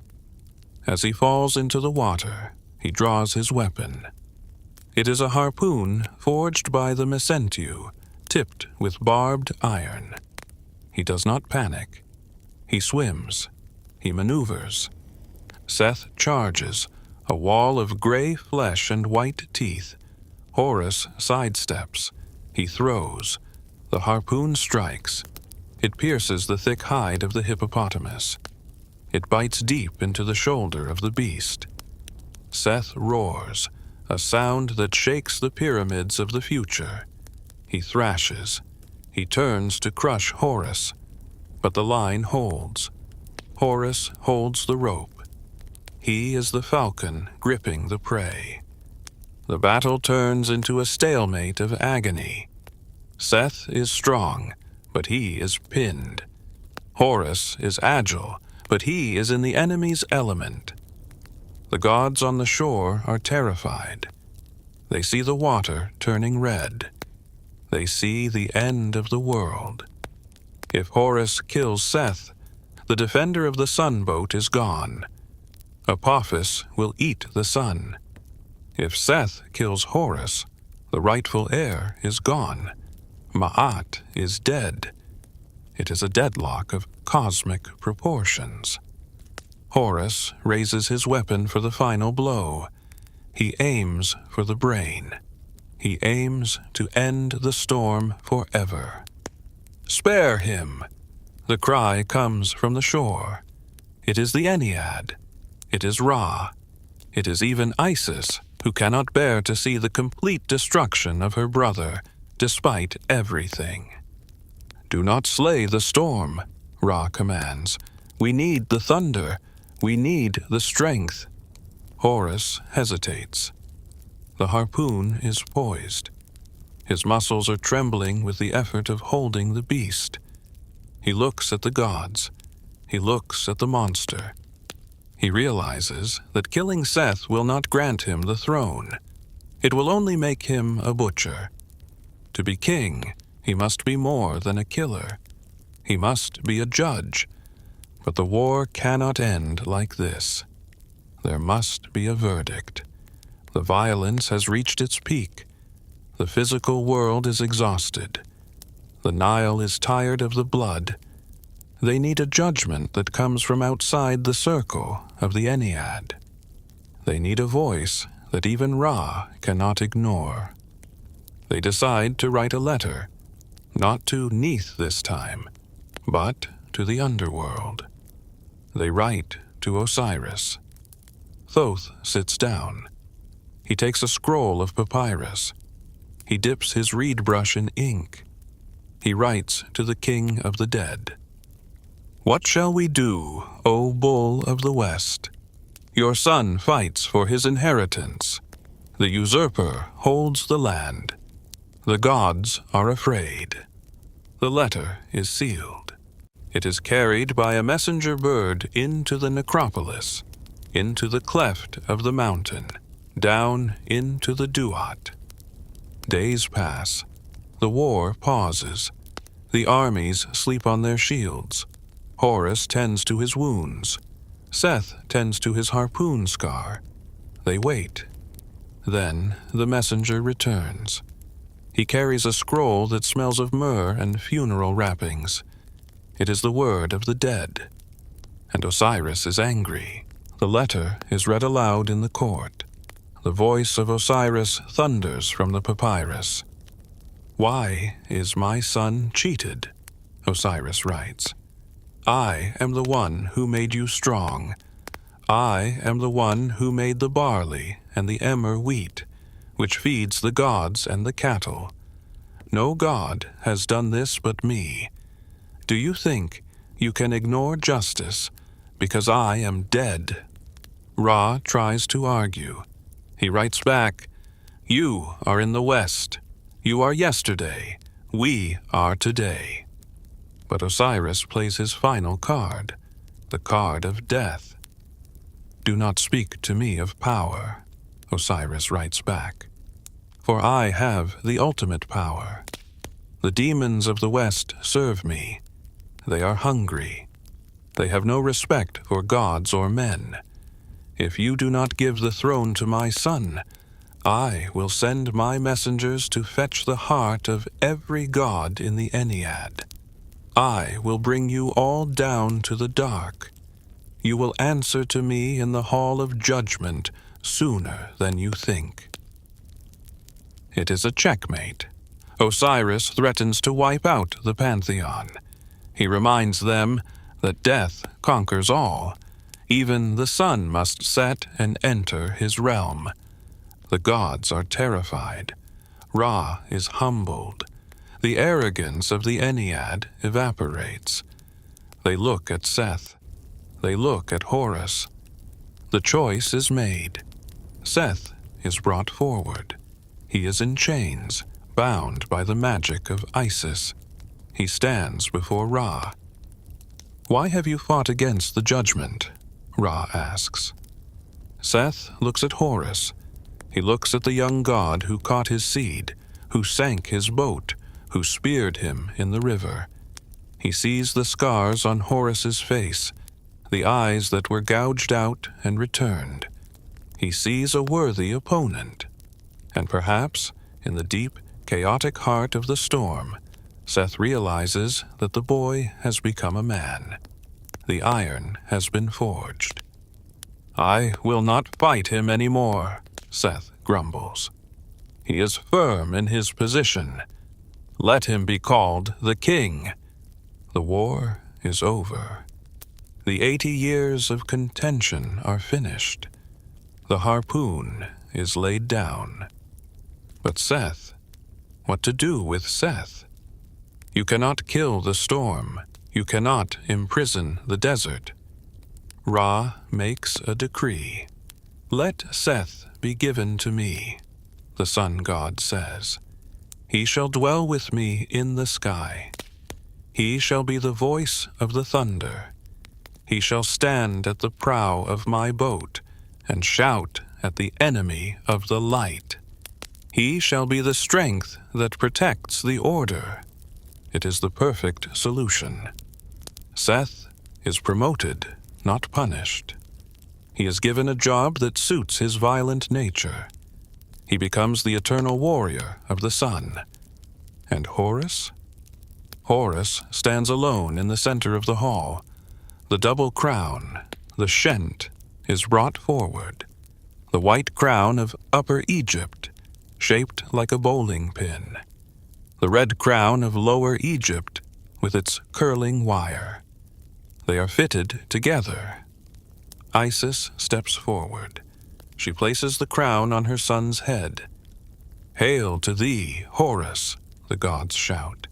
"The uniter of the two lands, the bull of his mother, the living god." The atmosphere changes instantly. The heat of the war dissipates. A cool, gentle wind blows from the north. The Malhama breeze. The Nile seems to sparkle. The Ma'at is restored. The broken pieces of the world have been put back together. But the story of Horus is not just about winning the crown. It is about what happens next. The king is crowned, yes, but the kingdom is wounded. The eye was torn out. The body was broken. Now comes the time of healing. Now comes the mystery of the Wedjat. The war of iron and blood is done. The era of gold and healing begins. Let us watch the new king ascend the steps of the throne. The dust of the battlefield begins to settle. The roar of the hippopotamus has faded into the depths of the river. The screams of the combatants, the clash of iron against bronze, and the thunderous laughter of the storm have all drifted away on the north wind. The great Ennead has spoken. The verdict has been etched into the very fabric of the cosmos. Horus is king. But a coronation is not a cure. War leaves scars, even on the bodies of gods, especially on the bodies of gods. As Horus stands on the white limestone terrace of the palace in Memphis, looking out over the land that is now legally his, he is not merely a triumphant conqueror. He is a survivor. He carries the trauma of the marsh. He carries the memory of the scorpion's sting, and most visibly, he carries the wound of the eye. This brings us to the most profound, the most mystical, and the most enduring symbol in all of Egyptian mythology. We must speak of the Wedjat, the sound eye, the whole one. To understand the Wedjat, we must return to the moment of violence, not to revel in the gore, but to understand the metaphysical shattering that occurred. When Seth ripped the eye from the socket of Horus, he did not just blind a nephew. In the symbolic language of the Egyptians, Seth dismantled the structure of reality. The left eye of Horus corresponds to the moon. It governs the night, the tides, the biological cycles, and the flow of time. By tearing it apart, Seth attacked the concept of wholeness. He shattered the integer into fractions. He turned the predictable cycle of the lunar month into chaos. He threw the pieces of the eye into the darkness beyond the edge of the world. Horus, the king, is incomplete. A blind king cannot rule. A broken king cannot maintain Ma'at. The land reflects the ruler. If the ruler is wounded, the harvest will fail, the cattle will be barren, and the river will not rise. Enter Thoth once again, the lord of Hermopolis, the master of mathematics, the divine physician. While Horus was fighting, Thoth was hunting. The myths tell us that Thoth went out into the void to find the pieces of the scattered eye. It was not a simple scavenger hunt. It was a quest to reassemble the logic of the universe. Thoth found the first piece, then the second. He gathered them from the slush of the primordial waters. He gathered them from the heat of the desert sands. He found 6 pieces in total. Here, the mythology drifts into a beautiful collision with ancient Egyptian mathematics. The priests of Egypt were not just storytellers. They were accountants, architects, and surveyors. To them, math was a sacred language. They assigned a fractional value to each part of the Eye of Horus. The right side of the eye was 1/2. The pupil was 1/4. The eyebrow was 1/8. The left side of the eye was 1/16. The curve of the tail was 1/32. The teardrop mark, the vertical line below the eye, was 1/64. Thoth, with his long ibis beak, laid these pieces out on the black basalt table of the night sky. He began to fit them together. He used his spit, a symbol of moisture and binding, to glue them back into a single form. But if you add these fractions together, 1/2 plus 1/4 plus 1/8 plus 1/16 plus 1/32 plus 1/64, you do not get 1. You get 63/64. There is a missing piece. A sliver of the soul is gone. A fraction of the light is lost forever to the chaos of Seth. The math does not add up. The eye cannot be whole. This is where magic transcends logic. Thoth, recognizing the imperfection of the physical world, supplied the missing 1/64 with his own magic. He added the Heka. He filled the gap with divine will. He breathed on the pieces, and they fused. The cracks vanished. The lens cleared. The retina sparked with renewed fire. The eye was no longer just a biological organ. It had been broken and remade. It had passed through death and returned. It was now the Wedjat, the sound one. It was stronger than it had been before, because it now contained the knowledge of its own fragility. It became the ultimate amulet of protection. It represented health, wholeness, and the ability to see the truth. Thoth brings the Wedjat to Horus. Imagine the scene. the ibis god presenting the glowing reconstructed eye to the Falcon God. "Take this," Thoth whispers. "Fill your socket. Let the light return." Horus takes the eye. He places it into his face. The vision rushes back. He sees the courtiers. He sees the river. He sees the stars. He is whole again. He is the Mekenti Irti once more. But then, Horus does something that defines the very essence of Egyptian theology. He does something that elevates him from a mere warrior to a savior. He does not keep the eye. He realizes that he has a greater duty. He has a father who is still lying in the cold silence of the tomb. Osiris is dead. Osiris is a mummy, wrapped in linen, inert, powerless. He has existence, but he has no power. He has no vitality. He is a shell. Horus knows that the Wedjat is pure life force. It is concentrated vitality. It is the battery of the soul. Horus leaves the throne room. He walks out of the palace. He goes to the necropolis. He walks through the rows of mastaba tombs. He descends into the earth. He enters the duat.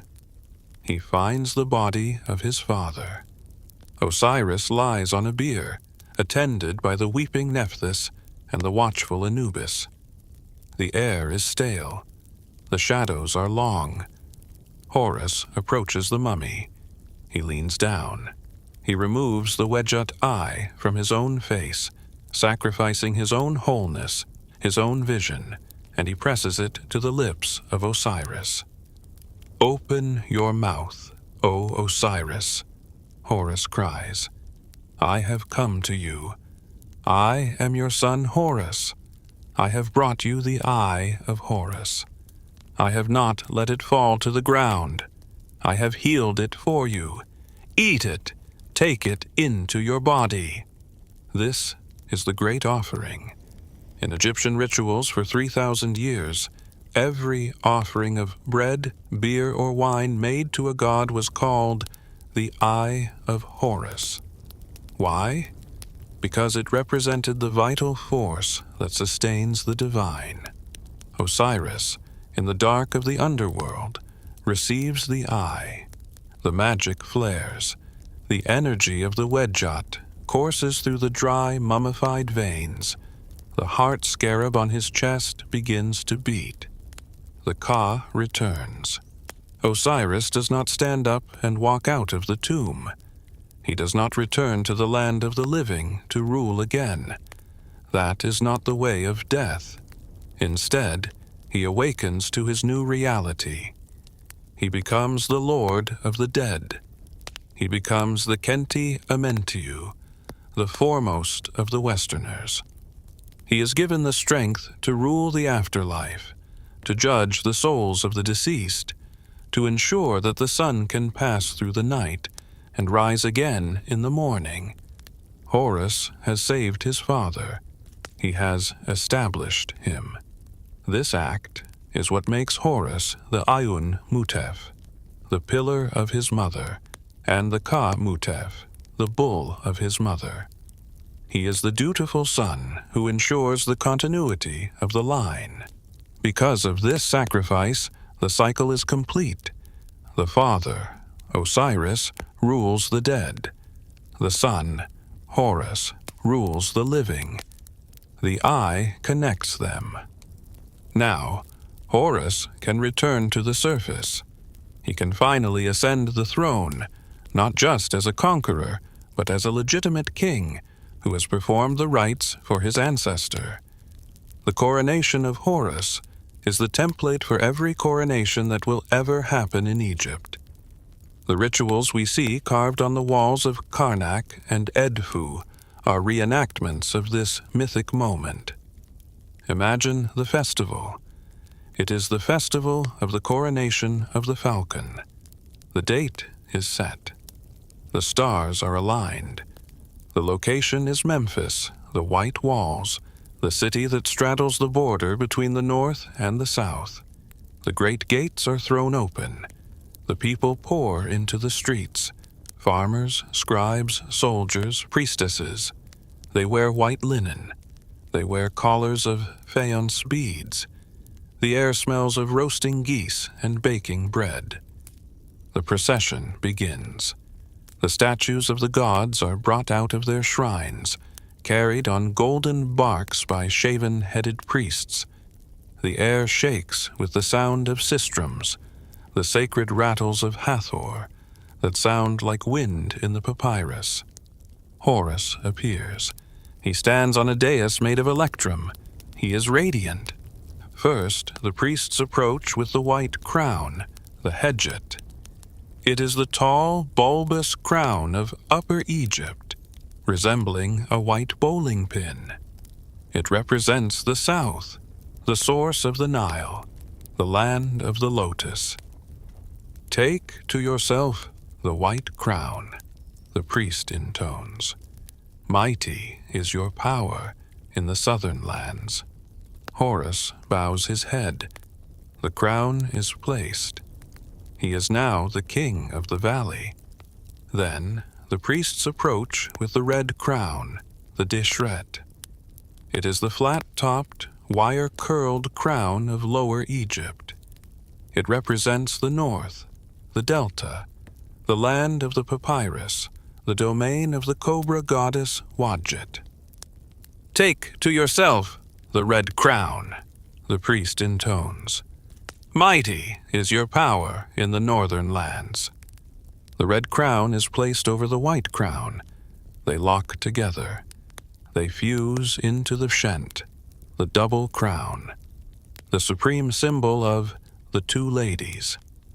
At this moment, the Semitawi ritual is performed, the unification of the two lands. Two figures appear, representing the north and the south.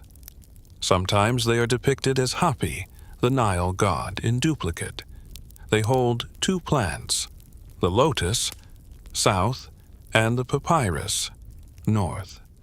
They tie the stems of these plants around a central pole, the windpipe of the king. They pull the knot tight. It is a symbol of tension resolving into unity. The two warring halves of the country, the red and the black, the chaos and the order, are bound together by the lungs of Horus. The king breathes for the nation. Horus stands up. He holds the crook, Heka, and the flail, Nekaka. The crook is the shepherd's staff, symbolizing guidance and mercy. The flail is the agricultural whip, symbolizing authority and the power to separate the wheat from the chaff. He looks out at the gathered gods and men. He speaks. "I am Horus, the great god, the lord of the sky. I have taken my place. I have ascended the throne of my father. I have united the two lands. I have driven out the darkness. I have established Ma'at in the place of Isfet." Ma'at. This is the word that defines his reign. It is often translated as truth or justice, but it is so much more. Ma'at is the architecture of reality. It is the way things must be for the universe to function. It is the sunrise happening on time. It is the Nile flooding at the right level. It is the judge listening to the poor widow. It is the geometry of the pyramid. For 80 years, while Seth fought Horus, the land was in Isfet, chaos, disorder, uncreation. The seasons were wrong. The laws were broken. Violence was the only language. Now, Horus brings Ma'at back. The texts say, "The sky is at peace. The earth is in joy. The banks of the river become green. The malice of Seth is driven away." But we must remember, Seth is not destroyed. He is integrated. In the coronation procession, a strange thing happens. Seth is present. He is not in chains anymore. He is walking beside the boat of Horus. He is the giver of power.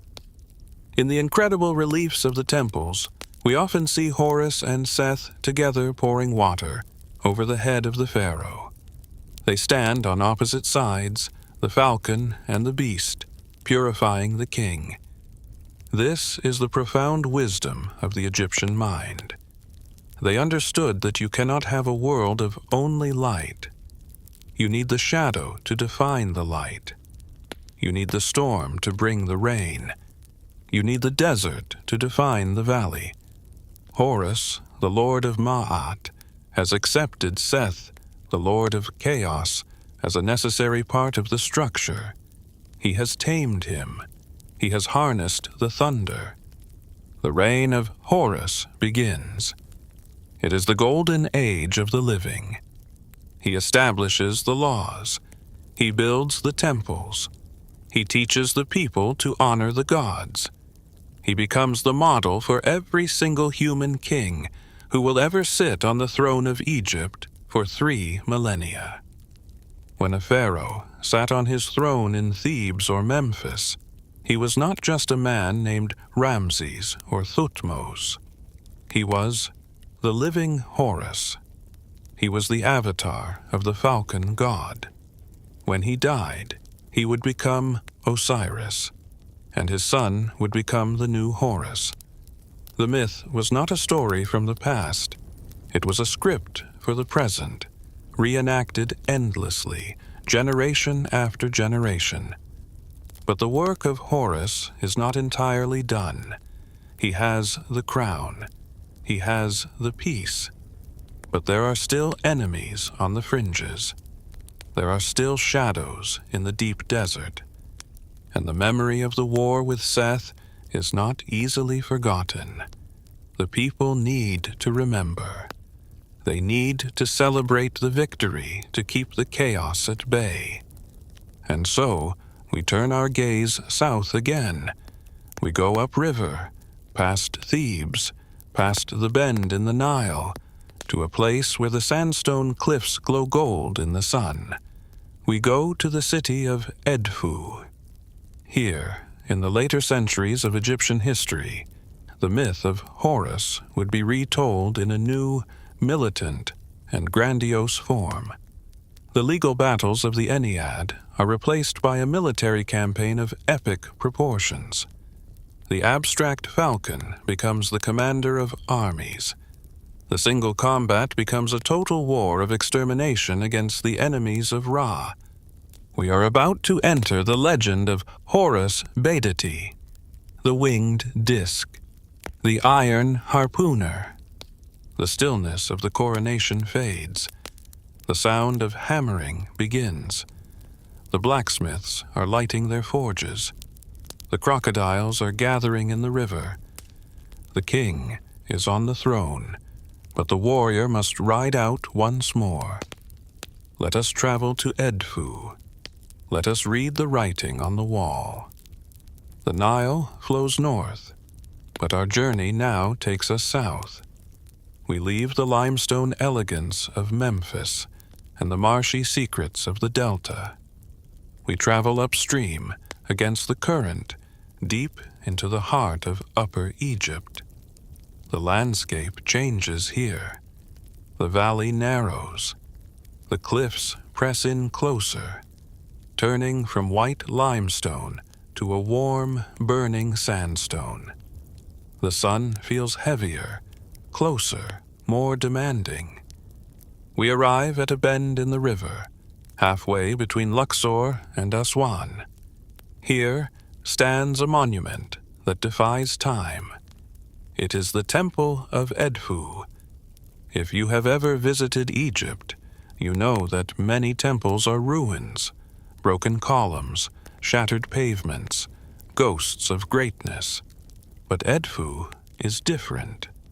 Edfu is complete. It was buried in the sand for 2,000 years, preserved in a suffocating embrace that saved it from the wind and the Vandals. When you walk through its massive pylon gates today, you are walking into the dark, cool, intact heart of the Ptolemaic religious mind. The roof is still there. The walls are still there. And covering every inch of those sandstone walls, from the floor to the ceiling, are inscriptions. These are not just prayers. They are a script. They are the storyboard of the greatest action movie of the ancient world. They tell the legend of Horus Bedeti, Horus of Edfu. In this chapter of the myth, the atmosphere shifts completely. We are no longer in the realm of family tragedy or legal disputes. We are in the realm of imperial war. This is a story of conquest, of iron technology, of aerial bombardment, and of the ultimate triumph of the sun over the shadows. The story begins in the year 363. It is a mythical date, set in the reign of Ra-Horakhti, the sun god who rules as an earthly king. Ra is in Nubia, to the south, with his army. But all is not well. The texts tell us that enemies have conspired against the king. They are plotting rebellion. They are the creatures of darkness who whisper in the caves. Ra is old in this story. He needs a champion. He calls upon his son, Horus. But this is not the vulnerable child of the marshes. This is Horus of Behdet. He is a warrior in his prime, a god of the zenith. Ra speaks to him, "You, great one, you splendid one, look at the enemies who are plotting against your lord." Horus does not need to be told twice. He ascends. And here we witness one of the most significant transformations in Egyptian iconography. Horus flies up to the sun. He merges with the solar orb. He sheds his human form. He sheds his pure falcon form, and he becomes a hybrid of light and geometry. He becomes the winged sun disk. Imagine this symbol. You have seen it 1,000 times in museums and books. A golden disk burning with intense fire. Flanking it are 2 urious cobras, rearing up to spit venom, representing the goddesses of north and south. And spreading out from the disk are 2 vast, colorful falcon wings, spanning the horizon. This is Horus in his tactical form. He is the drone strike of the ancient world. He soars into the sky. He looks down with the burning eyes of the sun. He sees the enemies hiding in the wadis and the canyons.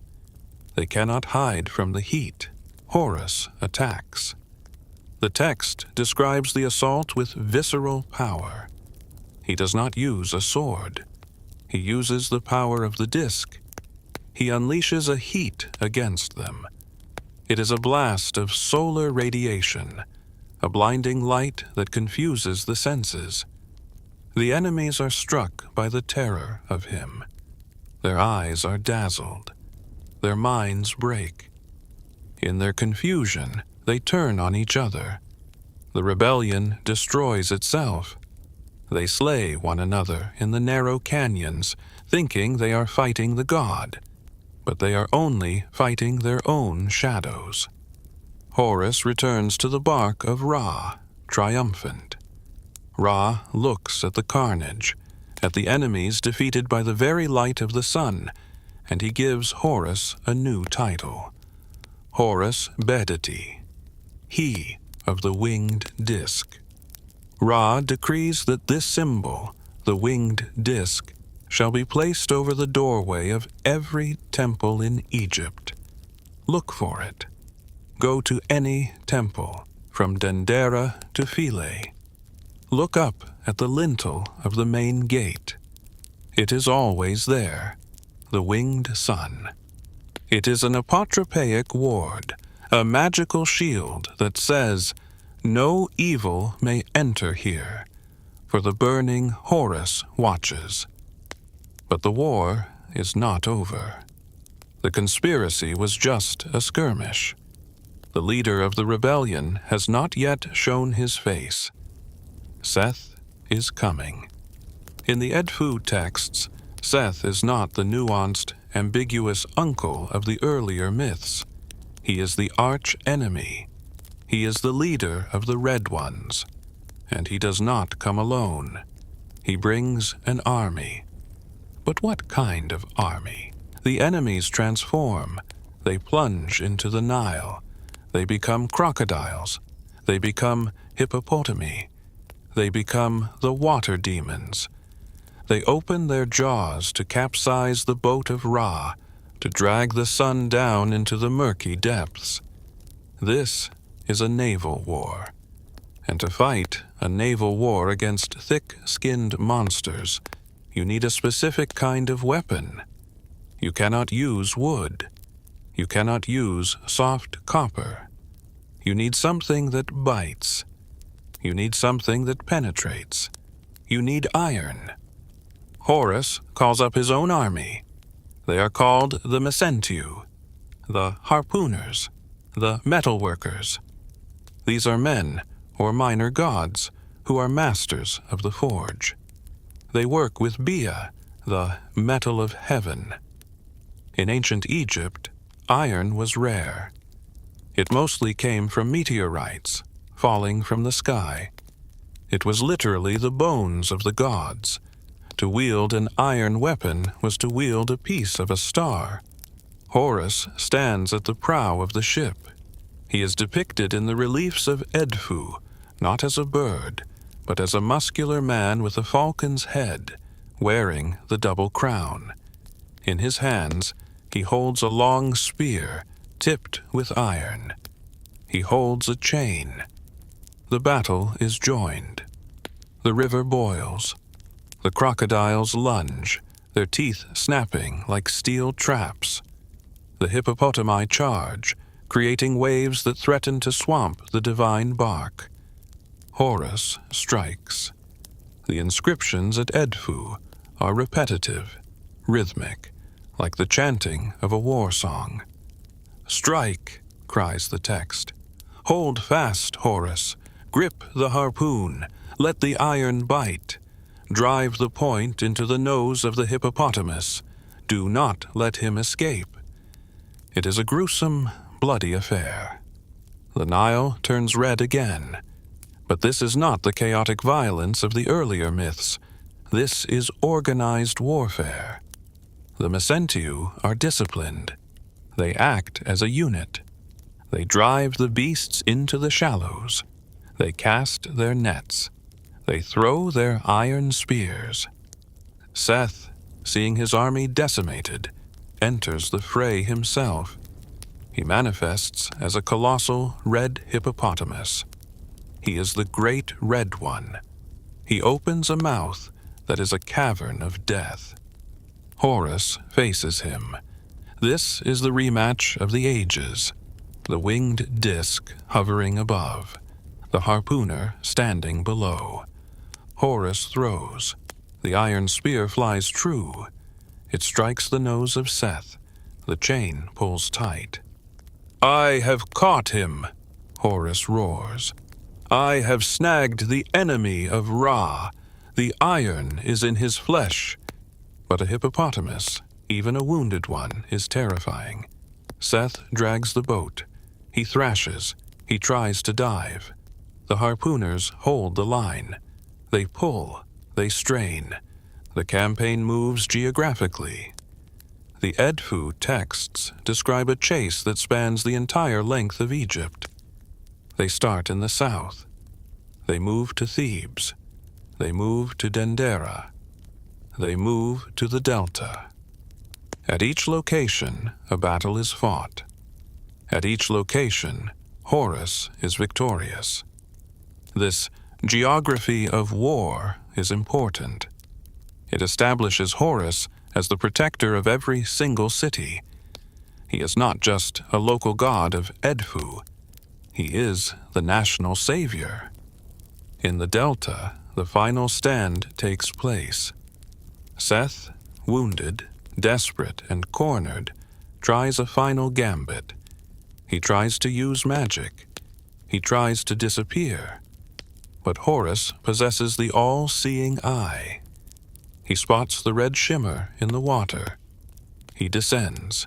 He stands on the back of the hippopotamus. This is the classic image of the Horus on the crocodiles, or the triumph of the pharaoh. He tramples the enemy underfoot. He drives the final spear into the head of the beast. The chaos is silenced. The river becomes calm. The rebellion is crushed. But the story of Edfu does not end with the kill.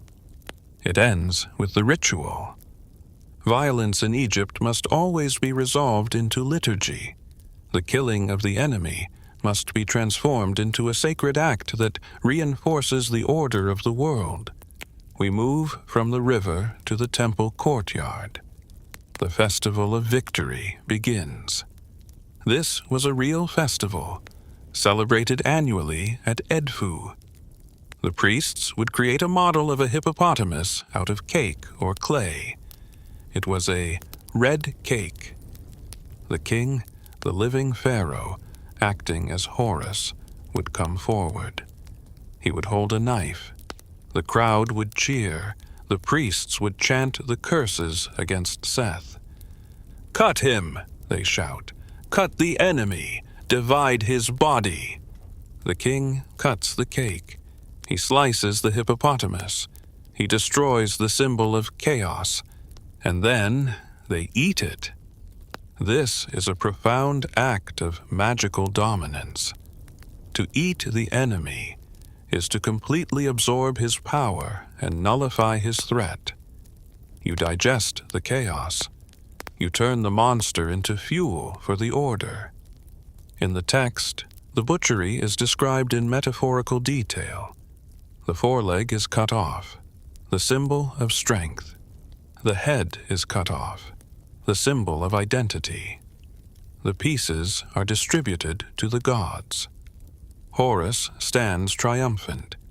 He is given the title Heru Behdeti, the great god, lord of the sky, dappled of plumage, who comes forth from the horizon. The Mesentiu, the harpooners, are honored. They are the ancestors of the priesthood. They are the ones who keep the iron sharp. But there is one final, lingering image from the Edfu myth that haunts the imagination. The text tells us that after Seth was defeated, his spirit did not vanish. You cannot destroy a god completely. Seth is the thunder. Thunder always returns. So Horus takes the captive Seth. He places him beneath his feet. He does not kill him, he binds him. He turns him into a carrying throne. In many images, we see the pharaoh sitting on a throne, and carved into the base of that throne are the enemies of Egypt, bound and tied.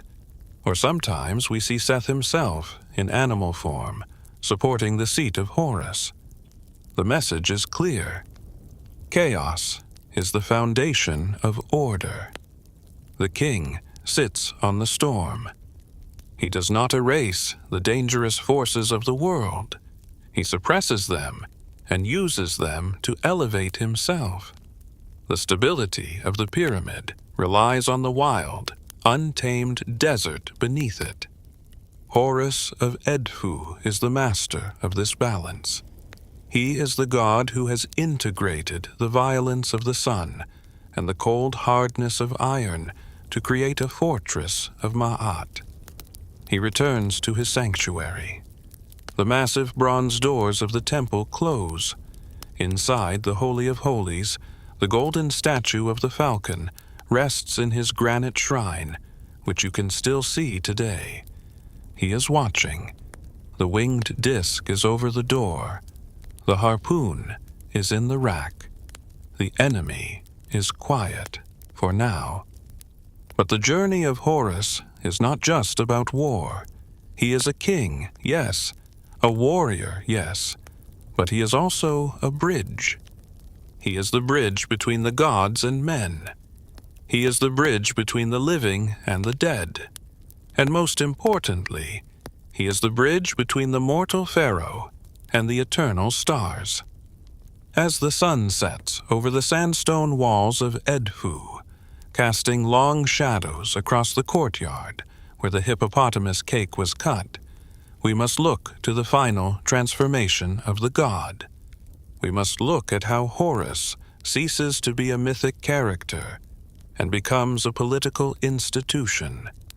We must look at how he enters the tomb to guide the soul. We must look at his 4 mysterious sons who guard the organs of the dead.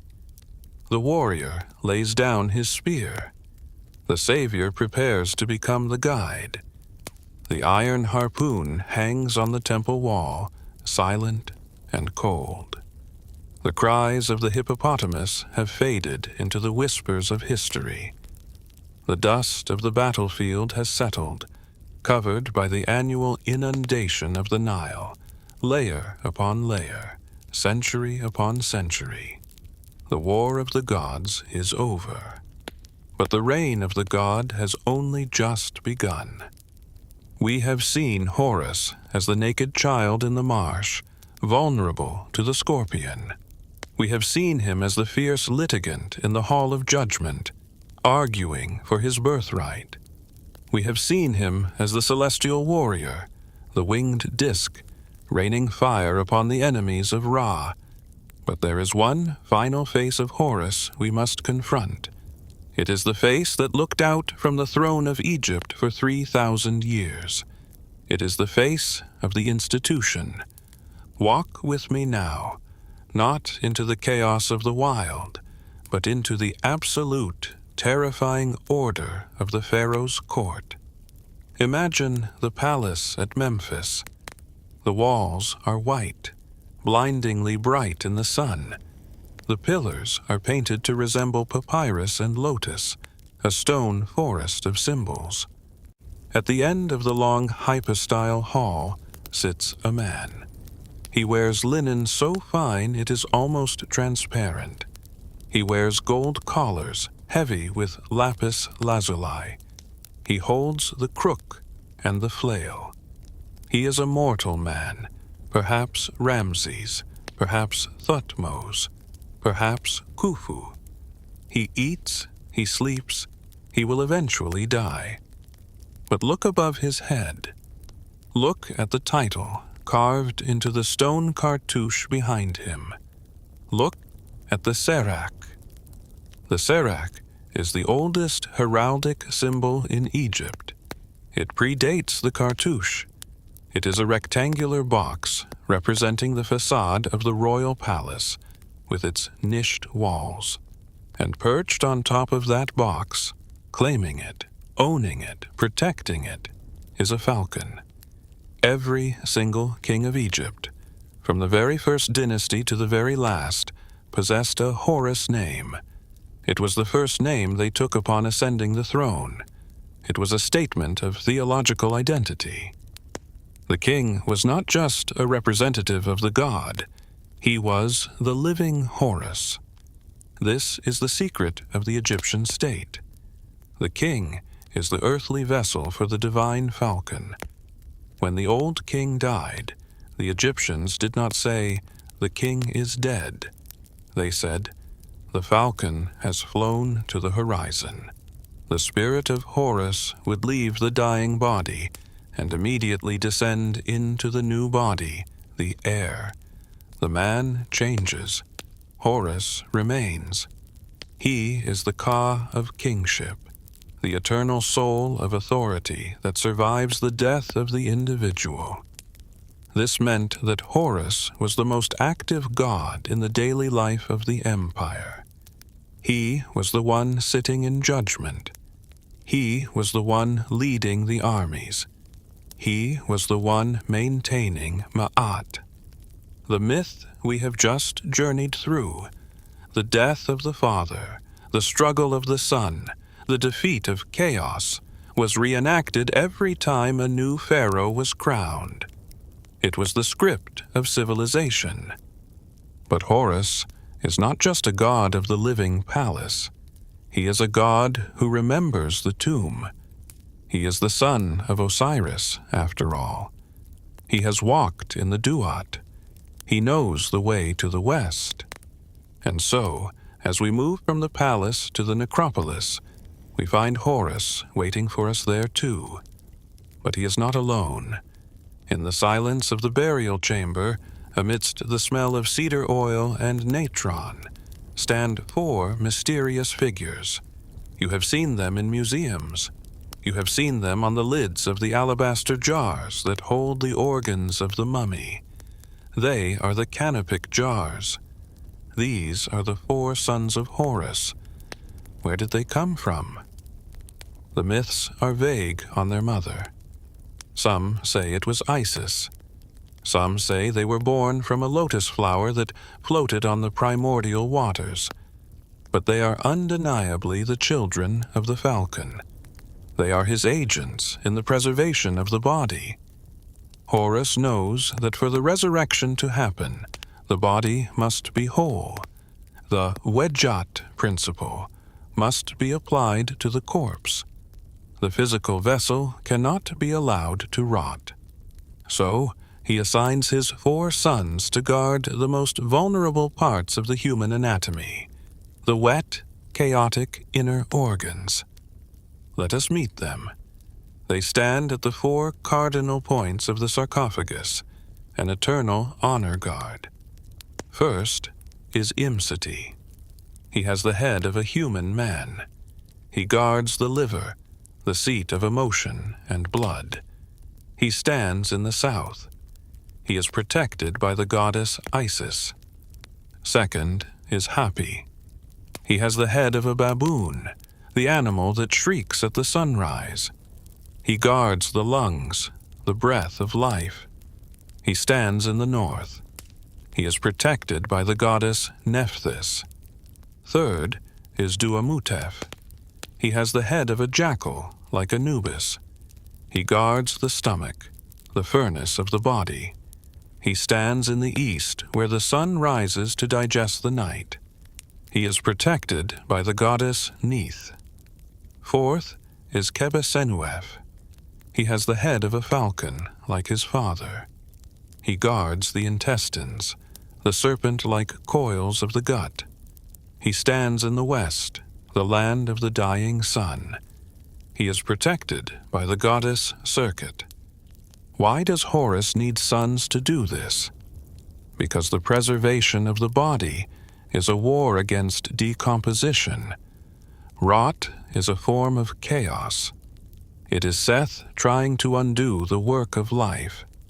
Horus places his own bloodline, his own essence, around the dead to create a perimeter of defense. I have given you my sons, Horus says in the coffin texts, to protect you from the decay demon. But the protection of the organs is only the preparation. The soul must travel. Imagine the journey of the dead. You have died. You have passed through the gates of the night. You have spoken the passwords to the gatekeepers. You have avoided the lake of fire. You arrive at the ultimate test, the hall of 2 truths. The scales are set. Your heart, the IB, is placed on one side. The feather of Ma'at is placed on the other. Anubis watches the balance. Thoth holds the pen. The devourer, Ammit, waits with hungry jaws. It is a moment of absolute terror. But if your heart is light, if you have lived a life of Ma'at, the scales balance. You are true of voice. And then, who comes to get you? It is not Osiris. Osiris is the king on the far throne, the destination. He is distant in his majesty. The one who comes to you is Horus. In the famous papyri of the Book of the Dead, we see this scene repeated 1,000 times. Horus, wearing the double crown, takes the hand of the deceased. It is a gesture of profound intimacy and guidance. He is the hairy Wedjat, he who is upon his papyrus stalk, the freshness of youth leading the tired soul. He leads you to the throne of his father. He acts as the intercessor. "Hail, O Osiris," Horus says. "I have brought to you this En, the deceased. His heart is true. He has not done evil. He has not stopped the water in its season. Give him bread, give him beer, let him enter your retinue." Horus is the bridge. He certifies the soul. He guarantees that the dead person is established, just as he established his own father. Every Egyptian hoped that when they stood in that terrifying hall, they would feel the hand of the falcon in theirs, leading them home. But myths, like empires, change. They evolve. They twist. As the centuries turned into millennia, the power of Egypt began to wane. The Persians came. The Greeks came. Alexander the Great marched into the Siwa oasis and was declared the son of Amun. The Ptolemies sat on the throne, wearing the mask of the pharaoh, but speaking the language of Homer. And then Rome arrived. The legions of Augustus conquered the Nile. The ancient temples began to close. The hieroglyphs became a mystery, a lost code. But Horus did not die. He transformed. In the Roman world, the fierce Falcon God, the warrior of Edfu, underwent a strange metamorphosis. The Romans were fascinated by the ancient image of Horus the child, Harpocrates, sitting on his mother's lap, sucking his finger. To the Egyptians, the finger-and-mouth gesture was simply the hieroglyph for child. It meant youth, potential, growth. But the Romans misunderstood. They saw a boy holding his finger to his lips. They thought he was saying, "Shh." And so, the warrior god became the god of silence. Harpocrates, the god of secrets, the god of the mysteries. In the villas of Pompeii and the temples of Rome, statues of Horus were erected not as symbols of war, but as symbols of esoteric wisdom, of keeping the sacred knowledge hidden from the uninitiated. "Let it be under the rose," they said, a flower sacred to Horus. It is a strange irony. The god whose voice shook the pillars of heaven, the god who roared at the hippopotamus, the god who argued for 80 years in court, became the silent guardian of the quiet mind. But perhaps it is fitting, for silence is the language of the sky. The cult of Isis and Horus spread across the Roman Empire, reaching as far as London and the Danube. The image of the mother nursing the divine child became one of the most powerful icons in the Mediterranean world, and many scholars believe that when the new faith of Christianity began to rise, the artistic language of Isis and Horus was absorbed into the iconography of the Madonna and Child. The love, the protection, the divine sonship, the echoes of Chemmis resonated in the cathedrals of the New Age. So, where is Horus now? Look around you. He is in the sky. Every time you see a falcon hang on the wind, defying gravity with effortless grace, you are seeing the original inspiration for the god. He is in the language of power. The concept of the king, the monarch who rules by divine right, finds its deepest roots in the theology of Nekhen. He is in the symbol of the eye. The Wedjat is still worn by millions of people around the world today, on necklaces, on tattoos, on walls. We still believe deep down that the Eye of Horus protects us from the evil eye, from envy and bad luck. We still crave the wholeness that Thoth engineered, and he is in the very idea of the hero's journey, the story of the child born in danger, hidden from the tyrant, who discovers his heritage, fights the monster, heals his father, and restores the world. That is the story of Horus, but it is also the story of Hamlet, of Arthur, of Luke Skywalker, of Simba. It is the monomyth. Horus was the first to walk that path, blazing a trail of light that storytellers have followed for 5,000 years. The fires of the ancient hearths have burned down to embers. The priests of Edfu are dust.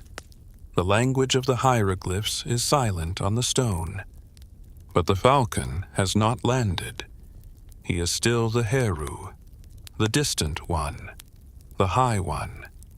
He is the promise that no matter how dark the night gets, no matter how chaotic the storm of Seth becomes, the sun will rise. The order will be restored. The Ma'at will return. We all have a Seth in our lives, chaos, grief, injustice. We all have a marsh we must survive. We all have an eye we must heal. And so, in a way, we are all followers of Horus. We are all fighting to hold back the desert and plant the seed of the green. Thank you for walking this long golden path with me. From the primordial sunrise of creation to the twilight of the Roman temples, we have witnessed the birth of a god, the death of a king, and the war for the cosmos. If this journey through the Hearths of Myths has brought you closer to the ancient heartbeat of the world, if the wings of the falcon have stirred the dust of your imagination, please leave a like on this video. It helps the channel more than you know. And subscribe. Join our own Ennead of listeners.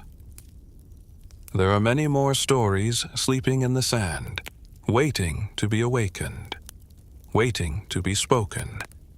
Until next time, may your heart be true in the balance, may your eye be sound, and may you always find the thermal that lifts you higher. Sleep well.